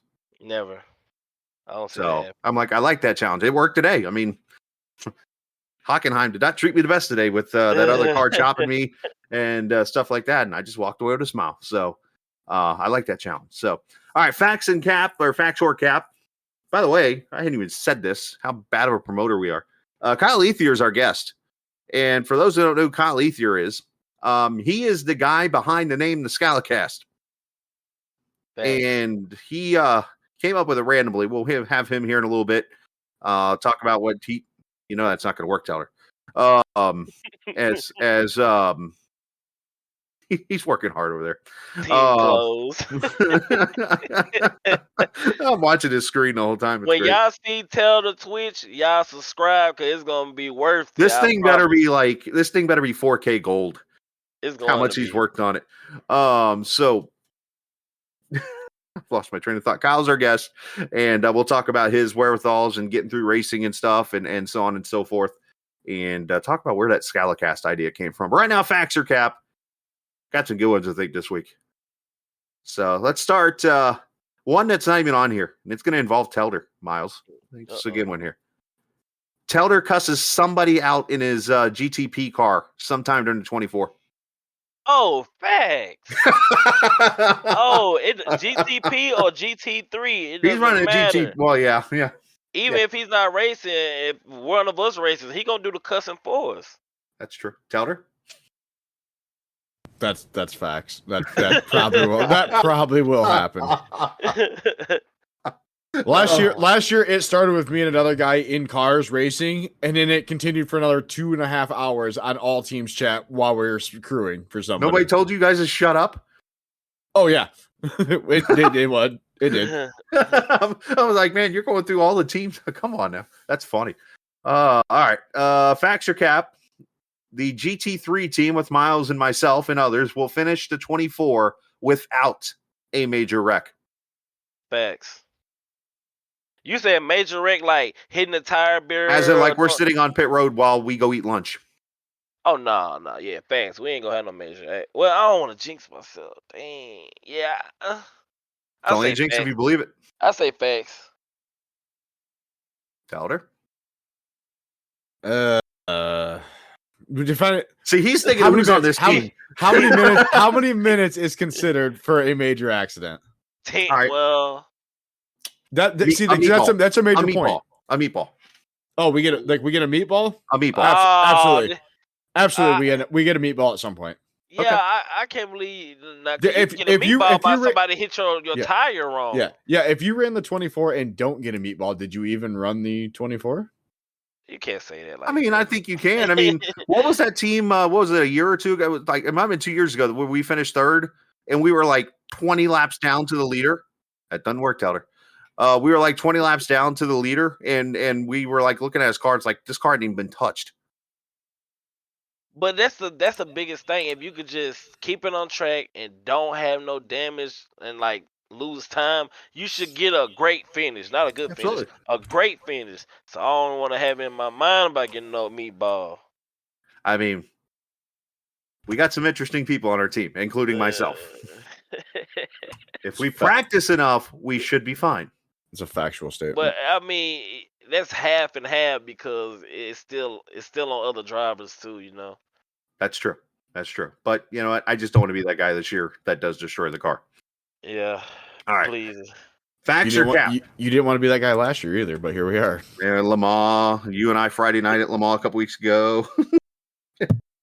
Roar race. I've got a good history going here. All right. So something that caught my eye going back to the Chili Bowl with Flow. I will admit this week I actually unsubscribed away from Flow to save my yearly subscription. And I did that obviously to save a little bit of money. So part of it too was to go flip over to the monthly subscription. So the yearly subscription to Flow is $159 or something like that. So as I go to flip over to the monthly, $40 a month. And I'm like, hold on a minute here.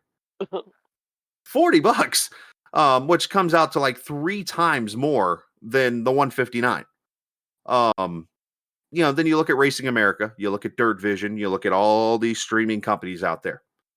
You might not know much on this one, Miles, but maybe you've got a couple out there. I'm not sure.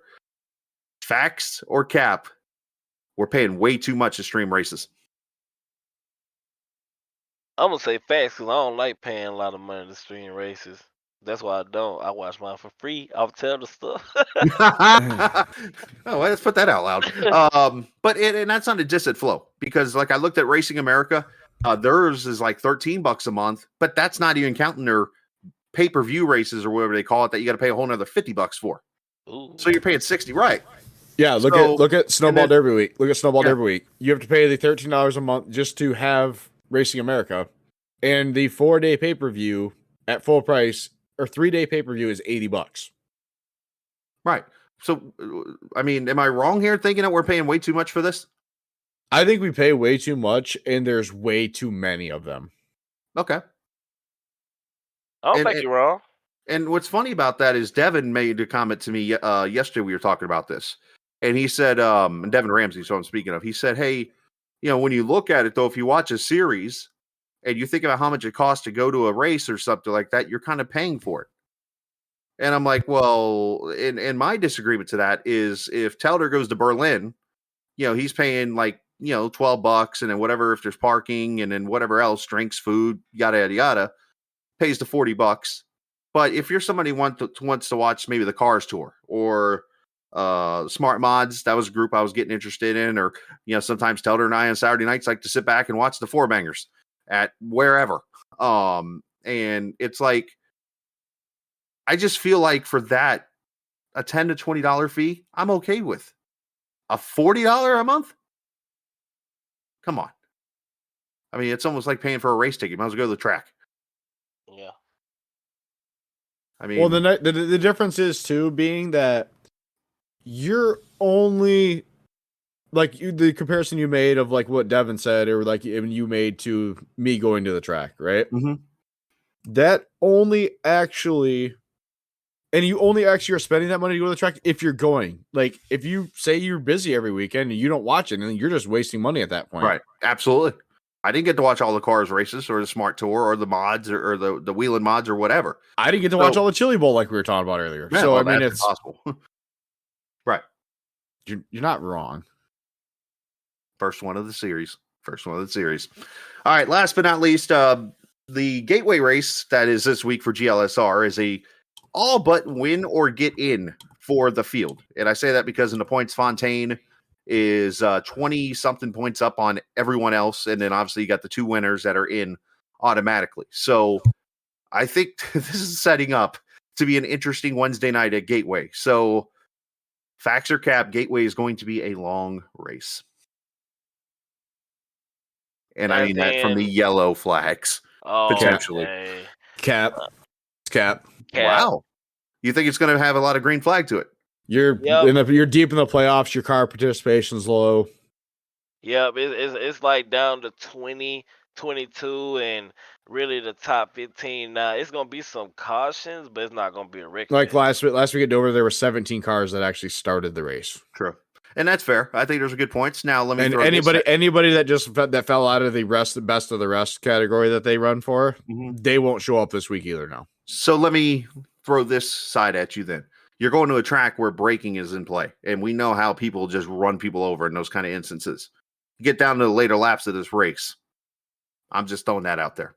Somebody will. I will make it. Somebody will. It is a factual statement. Somebody in the top 3 or 4 will door somebody else in turn 1 and 2. Yeah. All right. But that will happen. Though. Yeah, it will. I don't think it'll be a wreck fest. You will see guys dooring each other out of the way though in turn 1 and 2. Like Peyton Johnson or those aggressive ones that's trying to get that win. You will see them be very aggressive, but I don't think it'll lead to a lot of cautions. Only because he did it to me. I bet Fontaine does it. I watched him do it. I can see Peyton Johnson doing it. I could see them doing it if Fontaine needs to get to the field or fighting somebody off that's trying to win, and if they win, they're gonna get in. But I think he's gonna be conservative with. Well, Fontaine has nothing to worry about. He's in. He's that third driver. It's just a matter of does he win the race, and it opens up the 4th spot to a random person, the next person in line, or does somebody win? It's at the end of the day, it's Fontaine, and as somebody who has been friends with him and knows him since I started sim racing. It doesn't matter if he's already in.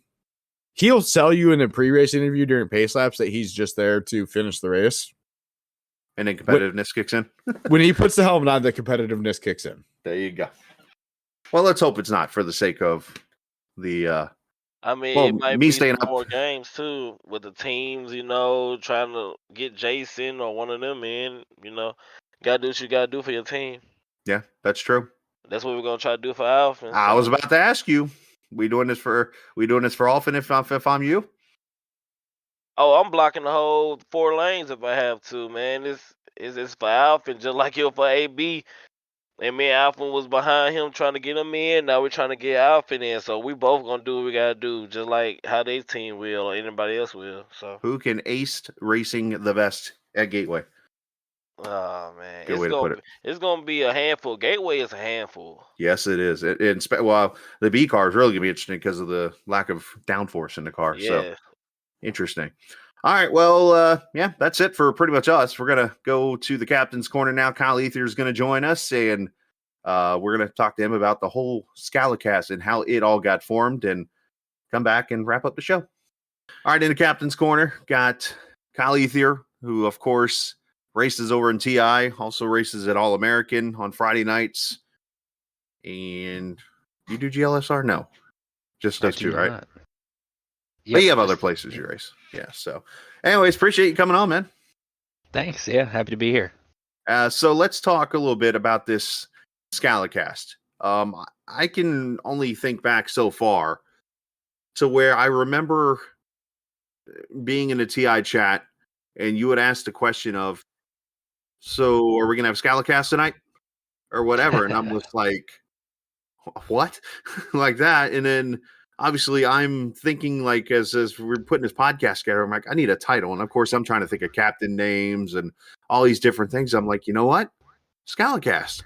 Why not? Let's go with it. And where did that come from? Was that just a play on words, or was like?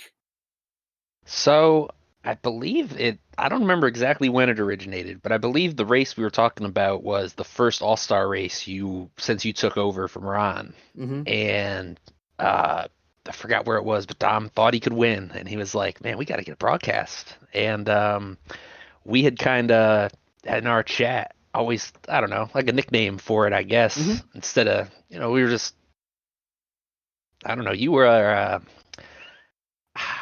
just put a different touch on it than Ron did.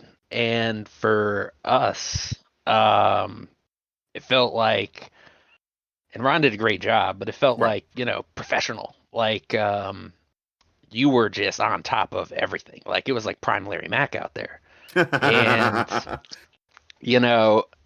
for us, it was just like, you obviously been a driver with us, and So we knew you from that as we just knew you as Skala. So when you started doing the broadcasts, the captain and all that, it's like, yeah, everyone calls you the captain, but we always called you Skala. So I think I just started calling it the Skala cast. We were talking about like turning the broadcast on during the race. Like, hey, you guys popping the Skala cast on or Which is further proof that people listen while they're racing, but that's funny. Yes, that is true. It's Wh- even though it's a little behind, it still helps with, especially when like you're up in the front, you don't know what's going on. Like, what brought out that caution? You look over, there it I mean, is, a few seconds later. there's a couple names we could usually bring up in that answer, It's funny because like my first thought is I'm not like, because don't get me wrong, there is that side of me that always has that racing part in me that I don't want to say nervous or anything about, because there are times, and I've worked on this tremendously, I feel I still keep it better, that I would get frustrated a lot when I was racing and get mad and having different things happen. Of course, we all have our own personal lives and stuff going on in that. And we had our own little issues and stuff on the track. And so I wouldn't have been surprised if you guys were calling me a whole nother name than Scala. But and so to hear that, that's kind of cool actually, to I guess because obviously you and with the CFT team, I believe, and those guys, I know, correct me if I'm wrong, I'm trying to remember. But those guys, Dom and everybody, you guys have your own chat there during the races and things, and so who knows what goes on in that chat and stuff, and to hear that's kind of cool. But yeah, now you're sitting here on the podcast. Yeah, and I mean, when you were on TI, it was more you really, and that's the thing was we never really had any beef with you until that one Charlotte race, and it was Right. now that we know, we went into it at the time. It was like, oh my god, he right hooked me down the backstretch, and then it was like, oh well, he's actually loose. He didn't mean it. You know what I mean? But with the tensions that were going on, Absolutely. it was so. That's the thing that I think they caught us was like. We were like, what? Scott did that? Like, we were like, it was more shock than anything. Because you were always, if anything, you were always very clean compared to some of the boys that were over there at times. Right. And so we never really had any problems with you. I know Dom felt horrible. He still does about that Nashville race, man. I couldn't Pulling let it go off of the that. wall. I could not know. let go of that for a while. I was roasting for that one. No, and that's fair. And that's something I think as we get going here, we're going to get into that topic, because that's something I even said to Miles tonight. I was like, I'm about to bring up this little thing between TI and us, because, that was something that, it was like, should not have never happened. And, I hope never happens again in the future while I'm there, but, and so on and so forth. But let's get fun here. Let's have some fun. Let's go back to the heyday when Kyle Ethier was brought to the world. Obviously, where were you born at? You're Northeast, right? Yeah, I was born at a great Yale New Haven hospital. Had to throw the Yale in there, Connecticut. Didn't you? Oh yeah, shout out to the Bulldogs. A little Ivy League. So obviously, the Boston area, basically, in a nutshell, outskirts of Boston there. So obviously, growing up, I assume a family of baseball with the Red Sox, and talk about the family like growing up. How is it, that kind of thing? So we're so I'm in Wallingford, Connecticut. We are good 2 hours from Boston, and we're a good 2 hours from New York City. So we you're are in the middle. We are split really good down like our town. Like next door neighbor could be Yankees, next door neighbor could be Red Sox. We are Yankees in this house. Oh, okay. For baseball, and then so my dad's New York, everything, and so for football.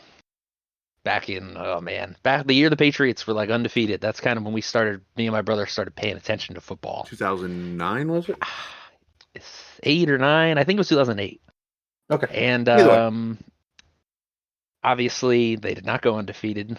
The great New York Giants defeated them in the Super Bowl, and we said we're going to be funny, and we were watching them, and my dad's like, "Oh, they're undefeated. They're the best team," and blah blah blah. So me and my brother, we're Patriots fans. He was like, "What?" And we have been Patriots fans ever since, and he's a Giants fan. My mom's actually a Cowboys fan, so we are. Oh, Yeah, it's a house here. She's not happy about yesterday. I understand. Wow, that's crazy. And so your dad, obviously, it makes total sense because what I've learned, and this is marrying into an Italian family myself, is it's either one side or the other when it comes to New York. It's either you're a Yankees, Giants, Knicks, I think it's Islanders fan, or you're a Mets, Islanders, Jets type of thing. It's so weird how that works. Like you don't hear across a lot with those guys. It's usually one side or the other. And it's so weird. And in your household, that's a whole nother conundrum, if you will. So like when the Giants play Dallas, Oh yeah. that's got to be fun. Usually I always root Giants in those situations just because, you know. Hey, mom's always right. I'm just going to throw that out there. Be careful of that. Yeah, but you got to remember, everyone calls the Cowboys America's team, but I don't know. They haven't been performing that way, man. Patriots been looking like America's team the last 20 years or so. I don't know. I think that might be coming to an end too now, but we're just gonna we'll go with that. We are not very good. I will admit it is a tough season. Nice. Understand. Yeah, and obviously some change is gonna happen, but with that said. So obviously you grow up there in that small town, obviously halfway between New York and Boston. And that's obviously that northeast area, which for those who don't know, that's modified territory up in that area. You got a lot of modified racing with tracks like Thompson, tracks like Stafford, tracks like right there on Long Island with Riverhead, Islip, which no longer exist. Tracks like that where people would run modifieds at. Is that kind of what got you into racing, or what was that kickstart for you? Because obviously, you're talking, mid to late 2000s here for you. So racing was the first sport I probably remember watching. Apparently I was watching the 01 500 with my parents when it happened. I don't remember trend here, but the first race I remember watching is like the 04 Food City 500. I think Kurt Busch won Bristol. I don't know why. I just remember watching the old school Fox broadcast on Bristol, and it was the vibes, man. The music they come back from, and it's just like I just remember that one. And then I guess I was a Bobby Labonte fan. Okay. I don't really remember it, but when he was on the 18. But when I first started watching, I was kind of rooting for guys, and eventually. So what is this about? 2005, I guess, when Carl Edwards beat Jimmy at Atlanta. That's like the first core memory, and I became a Carl Edwards fan from that point on. And really, just that really got me into racing, I guess. I mean, my dad had been a fan, obviously. As if you watched the broadcast Tuesday, you may have found out I'm named after Kyle Petty. Right. So he was a big racing fan, and my mom as well. She was a Rusty Wallace fan, and so I just kind of, I guess, came from it, in that sense. I don't really remember going to any Thompson and Stafford are probably like a good hour and a half from my house. It's a good drive up there. They're closer to Boston. I do remember we'd go to Lime Rock a lot for the pro-ams, the sports car races on Memorial Day, Labor Day. So I remember those. Those were cool. Paul Newman used to tear it up. Yeah, no kidding, right? Yeah, he was pretty good back then. Lime Rock, that the Bristol, if you will, of road courses. It's like less than a mile. Was it like a mile? I forget the exact size of it, but yeah, it's like 1.13. It's just over a mile, I think. I'm trying to remember. Is that the track that I actually won my first iRacing race at? I'm trying to remember on a road race. Well, I mean, that's a whole nother story of me just letting everybody wreck in front and just going around and just completing 10 laps for everybody else did. But so I find this interesting that your family is all, I assume they're all from that area, right? Where you're from? Yep. But yeah, yet, my dad's from Connecticut. My mom's from New York. But yet you mentioned Rusty Wallace, who's a Midwesterner. You mentioned Kyle Petty, North Carolina. Mm-hmm. So you don't really hear that modified turn in it. So I kind of find that interesting. You mentioned the 04 Atlanta race. Obviously, remember that was the 05 Atlanta race. That was Carl Edwards actually sweeping the Xfinity, or at the time Busch race with the Cup weekend, and obviously from there you take off with Carl Edwards, and he has a successful career with the 99 car. And then of course he goes over to Gibbs and then just kind of abruptly says, I'm done. And that kind of thing. So, obviously all this racing's going on, and what turns you to iRacing? Like, was it video games? What got you there? Well, I don't know. Like growing up, I wanted to do racing. I kind of wanted to get into that. And so some people know this in the league. I don't know if you do. I don't know if many of the TI guys do. All the CFT guys do, obviously. But I actually have Crohn's disease and ulcerative colitis, and got diagnosed when I was like 9-ish, 8-ish, around kind of that 07-ish area. And so I've been dealing with that ever since. Some good, some bad. And so I never was able to really get out and do anything, in a car like I wanted to. I did some go-kart racing and whatnot, Shout out to my boy Dom, by the way, who definitely got handed the win by Mr. Joey Logano, but he did beat Joey Logano in a go-kart race when we were younger. Okay. Okay. And he doesn't have the trophy anymore, I don't think, but he used to. All right, I'm about to get Dom on here one day to ask this question. That is a true fact. That's an artifact right there almost. I don't think he took it with him when he moved. I'm gonna say like 5 years ago. He's been bouncing around. He's got. I'll tell you, he'd be a good guess. I'm about to get Dom on here one day, but to hear that story, I've not heard that story. But how long have you two known each other? Because it sounds like obviously years. Yeah, so he was kind of like, the best friend growing up, like Ricky and Cal, man, and a couple of jokers growing up. We've known each other, I think, since kindergarten, first grade. Wow. And pretty much my best friends ever since. I mean, he's in basically the same interests. He was a racing fan as well growing up, and as crazy as it might sound, not a lot of racing fans in Connecticut. Not nearly as many as you may expect. Even though it does well in the TV markets, our age group growing up wanted nothing to do with racing. So we were kind of the NASCAR kids. Mm-hmm. That's I to a point not surprised by that, because the one thing we've seen is the generations, as we go here, you're seeing less and less. And I think that's why you're seeing NASCAR doing the things they're trying to do with the new Netflix program and stuff like that. But can't wait for that. Yeah, it's funny. We talked about that earlier on the podcast and stuff about what we think could happen or might not happen and that kind of thing. So you two are friends. Obviously, you've obviously have your situation. You're driving go-karts and that kind of thing. So obviously, I assume you guys are gamers at that point, playing probably, let's see, PlayStation 2, probably. Yeah. So you're getting all those console games of the Thunders, and I mean, anything after NASCAR 08, you're pretty much running away from. Unfortunately, it's like it fell off a cliff. And, so I'm guessing you guys are playing those games. And then what brought you to iRacing? Yeah, so believe it or not, I was pretty good, as awful as the games were, on the Heat games. And people would always be like, what kind of wheel you got? What kind of wheel you got? I'm like, oh, dude, I'm not a controller. What are you talking about, man? Right. And I've always just been good at racing. And I always said, man, if I got a wheel, I'd be kicking these guys' ass, And finally, get older, and I was like, I finally got a computer, because I never had a computer. I just had an Xbox. Shout out to the Xbox One. She is still kicking. 11 years on. And but yeah, I got the computer, and I want to say 21, so only a few years ago. And pretty much I got it exclusively to do this, because Dom had gotten iRacing probably a year before me. And he's racing still on the same Microsoft Surface.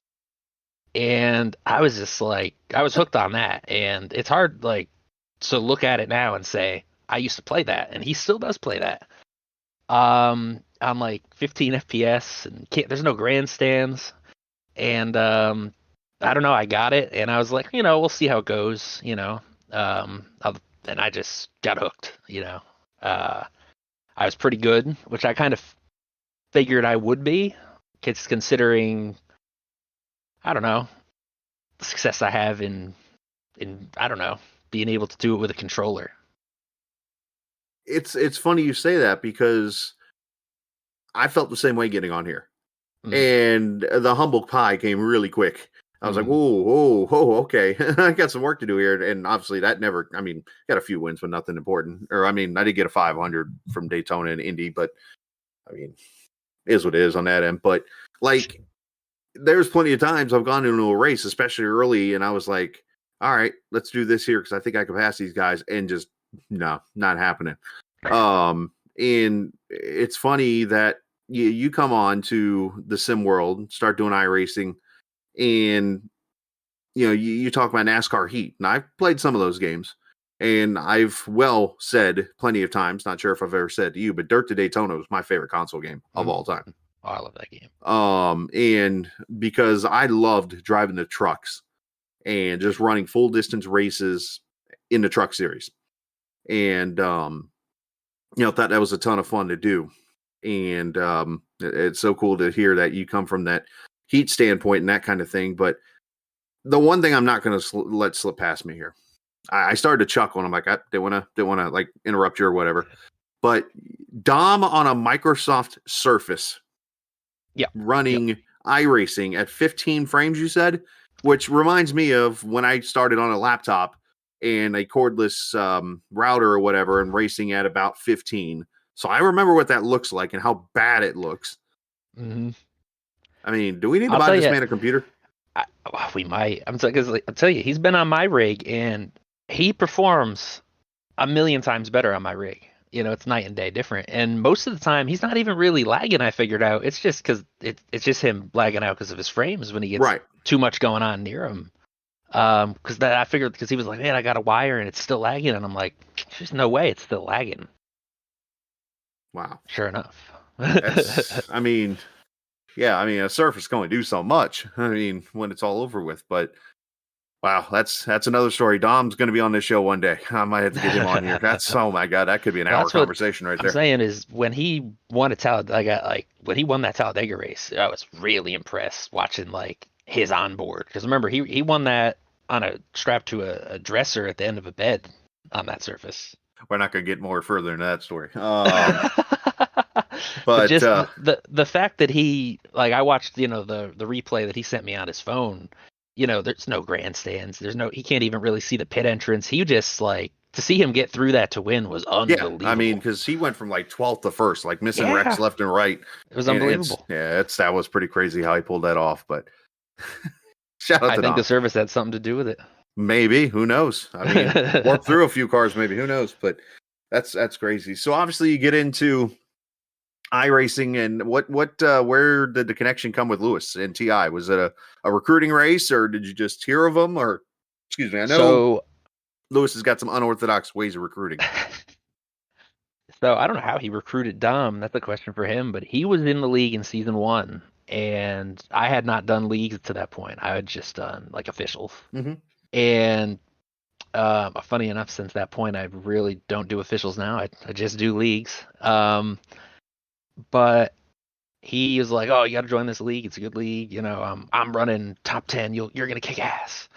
And I was like, "All right, whatever." I guess because I wasn't into that league thing. People would always even ask me on the Heat games, like, "Hey, you want to join my league?" And I'd be like, "Nah, I'm just racing, And but he got me into it, and I guess I never looked back at that point. I had a good time, and despite all the rivalries, me and Miles came in as rookies, and we always had that's one thing with me and Miles was we always fought clean on the track. We'd give each other some hell out there, and that was fun.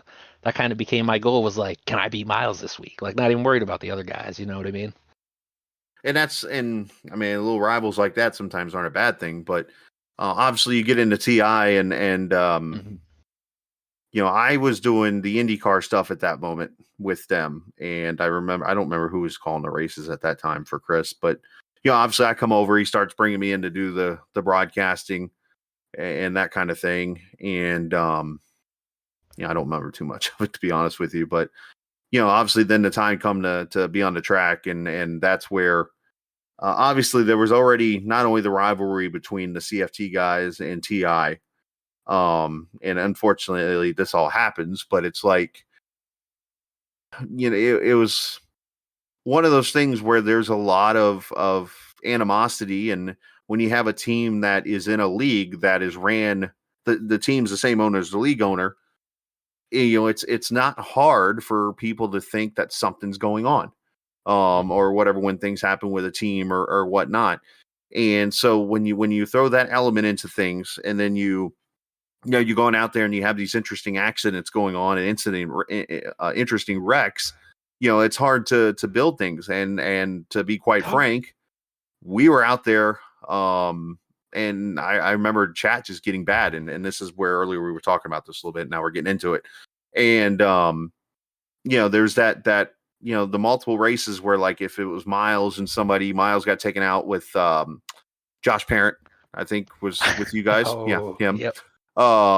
And obviously the situations there, and then the Dom and me issue at Nashville. The worst feeling about that whole thing, and I do feel bad now that I did what I did with Dom, where I was kind of just poking the bear almost at times, just kind of firing my shot out there at him verbally. But it's like, I had top 10 finishes in the league the whole entire run of that season. And the Nashville wreck happens and it falls apart. I ended up going a season and a half, I think, without a top 10 finish. I remember that. And I was furious. Like, I was getting and again, it's funny because I talked about in the podcast today how I've kind of I've been doing some mental things with myself, trying to work on trying to accept failure, accept not being perfect, accept those kind of things. And that all comes to it because you're not winning. And obviously you want to be perfect. You want to be the best. And it's so easy to do. But, you get out there and then our rival kind of starts up, and then the Charlotte deal happens. And one thing I have said so many times on a broadcast is how there's some kind of glitch almost, if you will, or something where it feels like when you're driving down the back straight with cars on the track and it's literally on top of it.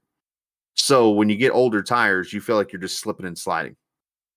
And then obviously the deal happens where you and I come together, you wreck, and I don't even remember what we said to each other, but I know you were not happy.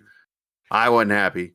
And then it went in the chat. Well, none of us were happy. And that was like, that is something. And it's on my end. It's like, I feel that I do my best to not slide it under the rug or anything, but now that I kind of do the adminning and helping Lewis out with the league, it's like, I get hesitant because I'm waiting on somebody to throw it back at me or something. But it's like, there's a whole lot of things that I wish I never have said, never have done. I don't regret anything because I just never lived that way. But I do hate that things happen the way they did. Now, they've all worked itself out. But it's like, those kind of things don't need to happen in a league at all. Yeah, I agree. Let me say I agree with that. And let me go back as you were telling this story, I remembered how Skalacast got its name. Oh. So, if you remember correctly, when you raced for TI, that I don't know if you did it every race, but the ones leading up to Charlotte, you had been live streaming your races. Oh, yes. Okay. And we discovered that and found out we could kind of basically steal the strategies and everything, and we were listening, and you guys would say some unchoice things about our team. When we heard that, so we started calling those the Scalacasts. That's the original Scalacast. Well, that's interesting. And so we, basically watched them. We were loving you because you were just like, oh, let's see what they're talking about. Let's see what they're going to do today. And, we were trying to keep it a secret that we even knew about this until the Pocono race, because that's when things got crazy there. I think it was Jeremiah and Josh and Miles. And I think it was a big wreck because I think Dom got a top 3. So, that is kind of when I'd say that started. Mm-hmm. But as for the rivalry, I don't even really know how it started, more or less, because at first I don't think Josh was on our team, and I think we picked him up because we were like, I think Eckert. Remember Eckert used to run that team, Yes. Yes. and he was like, oh, we got to beat TI, this, that, and the other, and so we brought Josh in. His first year on our team was the season when you were streaming, and everything got out of hand that season. That was my first ban, I think, and. He's influenced. Couple Telders. Yeah, but I want to say that that's probably when it was the worst.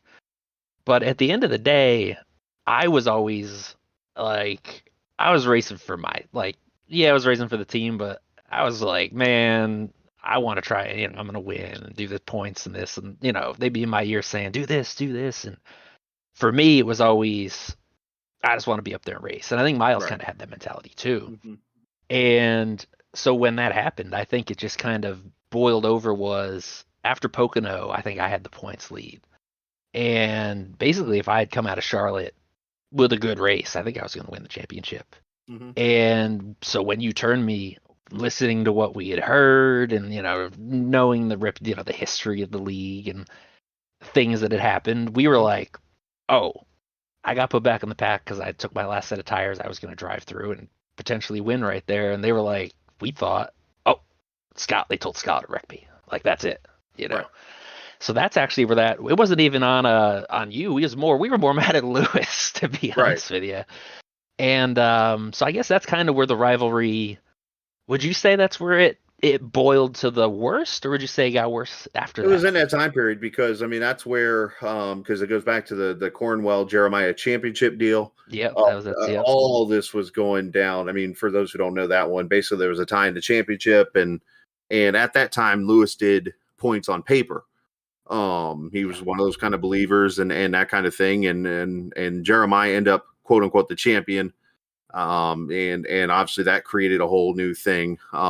It's that could be like a junior broadcast of like the end of DEI type thing, that rivalry.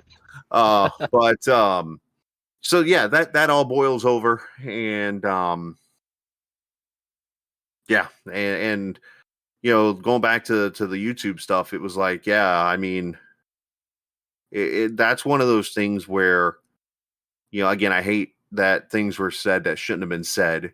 Unfortunately, anger takes care of us sometimes, and crap is said, and I accept everything I said and take responsibility for it. But it's those kind of things happen, and you guys caught on to it, and I totally understand why you were angry and stuff like that, and things happen, and it's just an unfortunate deal. And I do remember jokingly, I did say thanks for listening or thanks for watching the stream or something like that in chat. I do remember that. I think I said that was a good one. But nah, and trust me, that was the hard times, and trust me, leagues have their times and things, and I don't wish anything like that. But it was one of those things, and people get the whole nutshell of a behind the scenes of a league. But obviously, you go on, you get yourself a championship a couple of seasons ago, and you've gotten yourself some wins, and ironically, you drive for who on Fridays? I drive for Chris. How things go full circle here, and that's part of that friendship with obviously Stephen Miles. That you two have somehow kept connected, and I know he says nothing but nice things about you, about you racing and hanging out with you and stuff, and I appreciate that, Miles. Yeah, he's true. He's one of those, but obviously that's got to have been kind of an interesting anomaly to have on Fridays. It's funny because the whole rivalry is Randy and Miles don't get along. Josh and Miles really don't get along. And I was always kind of there, like they would always be getting on me to do something or say, pick a side, and I would always try and stay out of it, even though all my teammates were going at it with him. I was always like, no, he's always raced me clean. I'm not gonna start not racing him clean, Right. I remember Pocono. I think Miles drove or Mike Ecker drove him down to like the infield wall or the pit road wall on the front stretch just to mess with him one time. I think it was during that Pocono race I just think before I remember Charlotte. that. Yeah. And because they wanted me to do it, and I was like, I'm not gonna do that. And so I don't know. I never, as crazy as it sounds, even Lewis, me and him were always kind of friendly behind the scenes. Hmm. We never really had any. I got it. When he banned me, I get it. I definitely deserved it. I definitely regret some of the things that I said and done, and I was, and I still can be a bit of a hothead, getting a Oh, lot we all better at can. it Oh, though. yeah, absolutely. But especially as we've grown here, in this league, it's just kind of feels like home, and that's kind of why I always wanted to come back. Was just even though we had some bad times, I always felt like the racing was good here. I loved the broadcast. I gotta admit, even when I wasn't racing, I'd always be watching, and I kind of watch them all. Watch the Wednesdays. I can't watch the Fridays anymore as much because I'm in Right. them. But Hmm. I don't know. I always just kind of liked, as much as what went on in the league and everything, and as much as it looks like behind the scenes that our team has this massive disdain was, for TI. A lot of the time, it was more, I think, built up as just kind of like a built-in rivalry. Hmm. You know, um, Even a couple of years ago when the year I won the championship, I guess, Miles, stepped back into the admin role, Yeah. and it was like Drayton and Averill and Colby and a few other people. Can't remember exactly. I think Dalton was still there, but it was a different TI team, and we really had no reason to dislike them in any way, and they had no reason to dislike us. But somehow we just found each other, like at each other's throats, kind of out of nowhere. Right. And funny enough, now we're all friendly with them. You know what I mean? Hmm. I don't. Josh even is friendly with Drayton and all them, which is crazy. So if you Yeah, all and, remember that and I rivalry. mean, well, yeah, and that's the crazy part is the Josh thing. It's like I had to do something last season with Josh Mhm. that still to this day I'm like, man, I wish I didn't have to do that. And it's like, um, and unfortunately, as I've learned in life, you got to make decisions that sometimes you're not a fan of. Um, and yeah, I sit back and still wonder, yeah, was I right? Was I wrong? But that's another just thing for another day. But it's Well, like, I'll say, you coming know, as a teammate of his, I still think you probably made the right decision because well, he wasn't here to race; he was here for vengeance. Kind of like trying to think a good situation in NASCAR. I don't know.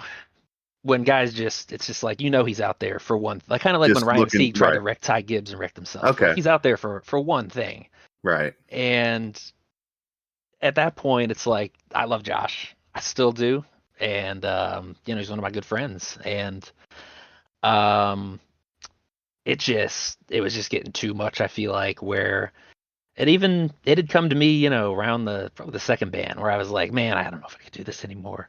I'm just gonna go out there and wreck people, and It's a terrible eventually feeling to have too. it is, Hmm. and it's not even like like in his case, he felt like I was it Alphen? I think he got into. Um, Is it that just where felt like Alvin it drove was, under the car at yeah, Richmond? yeah. No, not at Richmond. Oh, that was Oh, that was me at Richmond. That was oh, me okay. there. That was I don't even remember what even happened in that Richmond race that caused that. Um, Yeah, something I don't remember now, but oh, you know what? I drove. See, they didn't know me as much back then. Miles knows this now. I run my brake bias as low as it'll go. mm-hmm. And sometimes you hit the brakes and your It'll car just spin out. turns left. Oh Mm-hmm. yeah. And I went in, it was two to go. It was that like the third overtime, got our second overtime, it was one of those races. And I went in, I had a run on the outside on way older tires than Alphin, but there were so many cautions. They kind of cycled. And I actually got a run on the outside. I was like, oh, what's going? All right. And I hit the brakes and it dead lefted in Dolphin. Uh, And I was devastated because, I'd always raced him clean. mm-hmm. He'd always raced me clean. And So I was obviously when it happened, I kept the lead. I did have a little damage, but he was toasted. And I guess he was really not happy about it. And he got me a couple times under caution. But we've since moved on from that even. I mean, I get it. I'd be mad too, in that situation because of the rivalry that was, in place. You know what I mean? It's like, oh, he did that on purpose. He just wrecked me. Right. And that's one thing I've tried to not do is get that reputation of like, oh, he's just going to wreck you. You know what I mean? Yeah, I don't think you have to worry about that. That's how it started, though. And with Whitaker, I don't know if you remember that. My first suspension. I mean, Whitaker's had issues with people. Yeah. Let's put it like that. I mean, you're talking about the first early season of TI too, where teammates would take each other out for TI. So, that's true. Yeah, I mean, hell, I waited for him until he lapped me and took him out when he was leading. I think. I mean, that's bad. We all live and learn from our mistakes, Oh yeah. So, but well, Kyle, Kyle, appreciate you coming on here and doing this. It was a fun conversation, and I'm sure down the road we keep doing this. We'll come back and talk some more fun and stuff. But obviously, as you see, him and I've got a little bit of things with TI and being together here racing and stuff. But he is the man behind the Skala cast. I didn't realize it had to do it what it did, but that's it's something we can laugh about now, a year and a half or 2 years later, whatever it's been, and go from there, bud. But hey, appreciate your time and go stay warm because I know there's more crap coming your way. And actually, it might be snowing right now. There you go. So it's cold everywhere in America right now. So, but hey, I appreciate your time, bud. Oh yeah, and I appreciate you having me on, Chris. And just to kind of be able to talk about it. And it's kind of like, even though it's recent history, it's man, feel like old men talking about this. Hey, I feel old every day. We'll put it like that. So, hey, come on now. We're all middle aged, right? Thanks, buddy. Who's counting? Yeah, right. Yes, sir. Appreciate Kyle Ethier for joining us in the Captain's Corner this week. Next week, I don't know who it's going to be. I have a couple of ideas. I know Telder's already got one kind of lined up with us, and that one is it's a pretty big get, I would say, for the history that he has had. I won't spoil anything, but he is a previous winner on a professional sporting circuit of racing. So that's kind of cool. So we have to get him lined up here in the near future and stuff like that. But guys, this is the last time we get to do a podcast before we go out for 24 hours and try not to kill anybody or ourselves. Yeah. I mean, there's only one thing left for us to do, and that's hang on, Telder. I know where you're going with this. For us, it's go get more practice. But for the team, Telder, there's only one thing left to do. Go on green. Sometimes I slip major league references right past them. Like a strike. Ricky Vaughn. Win the whole bleeping thing is the line we were looking for, Telder.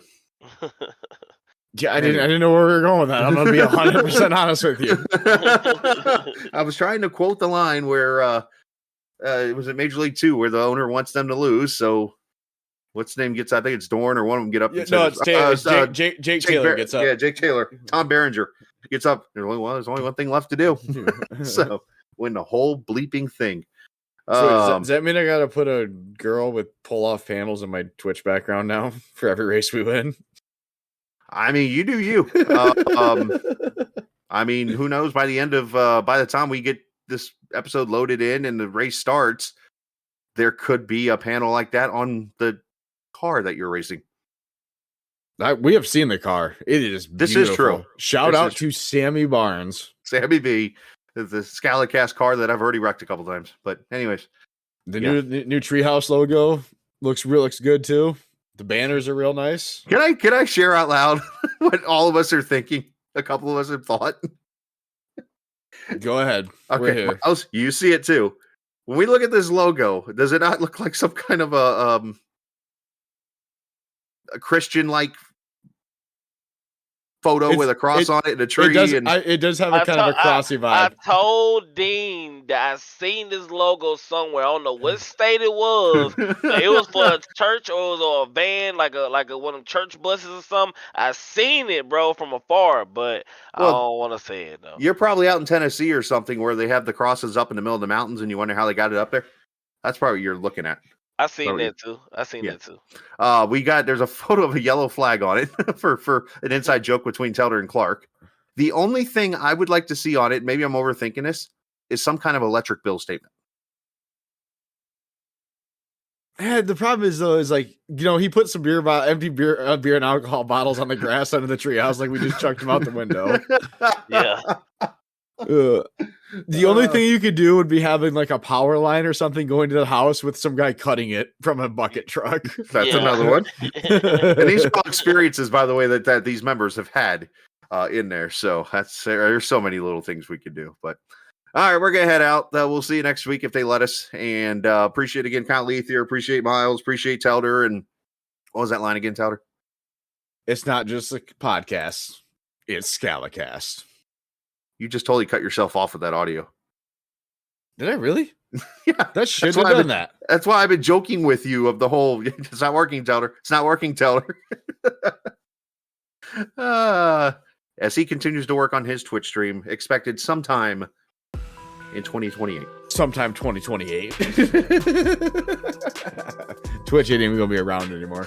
That's fair. It'll probably be like Z or something because Elon Musk will buy it. Anyways, all right, we're out. You guys have fun. We out. See ya. This copyrighted broadcast may not be reproduced, reused, or retransmitted in any form without the authorized written consent of Captain Esports Network. Captain would like to thank all of his loyal fans for your continued support, and he hopes you enjoyed today's broadcast.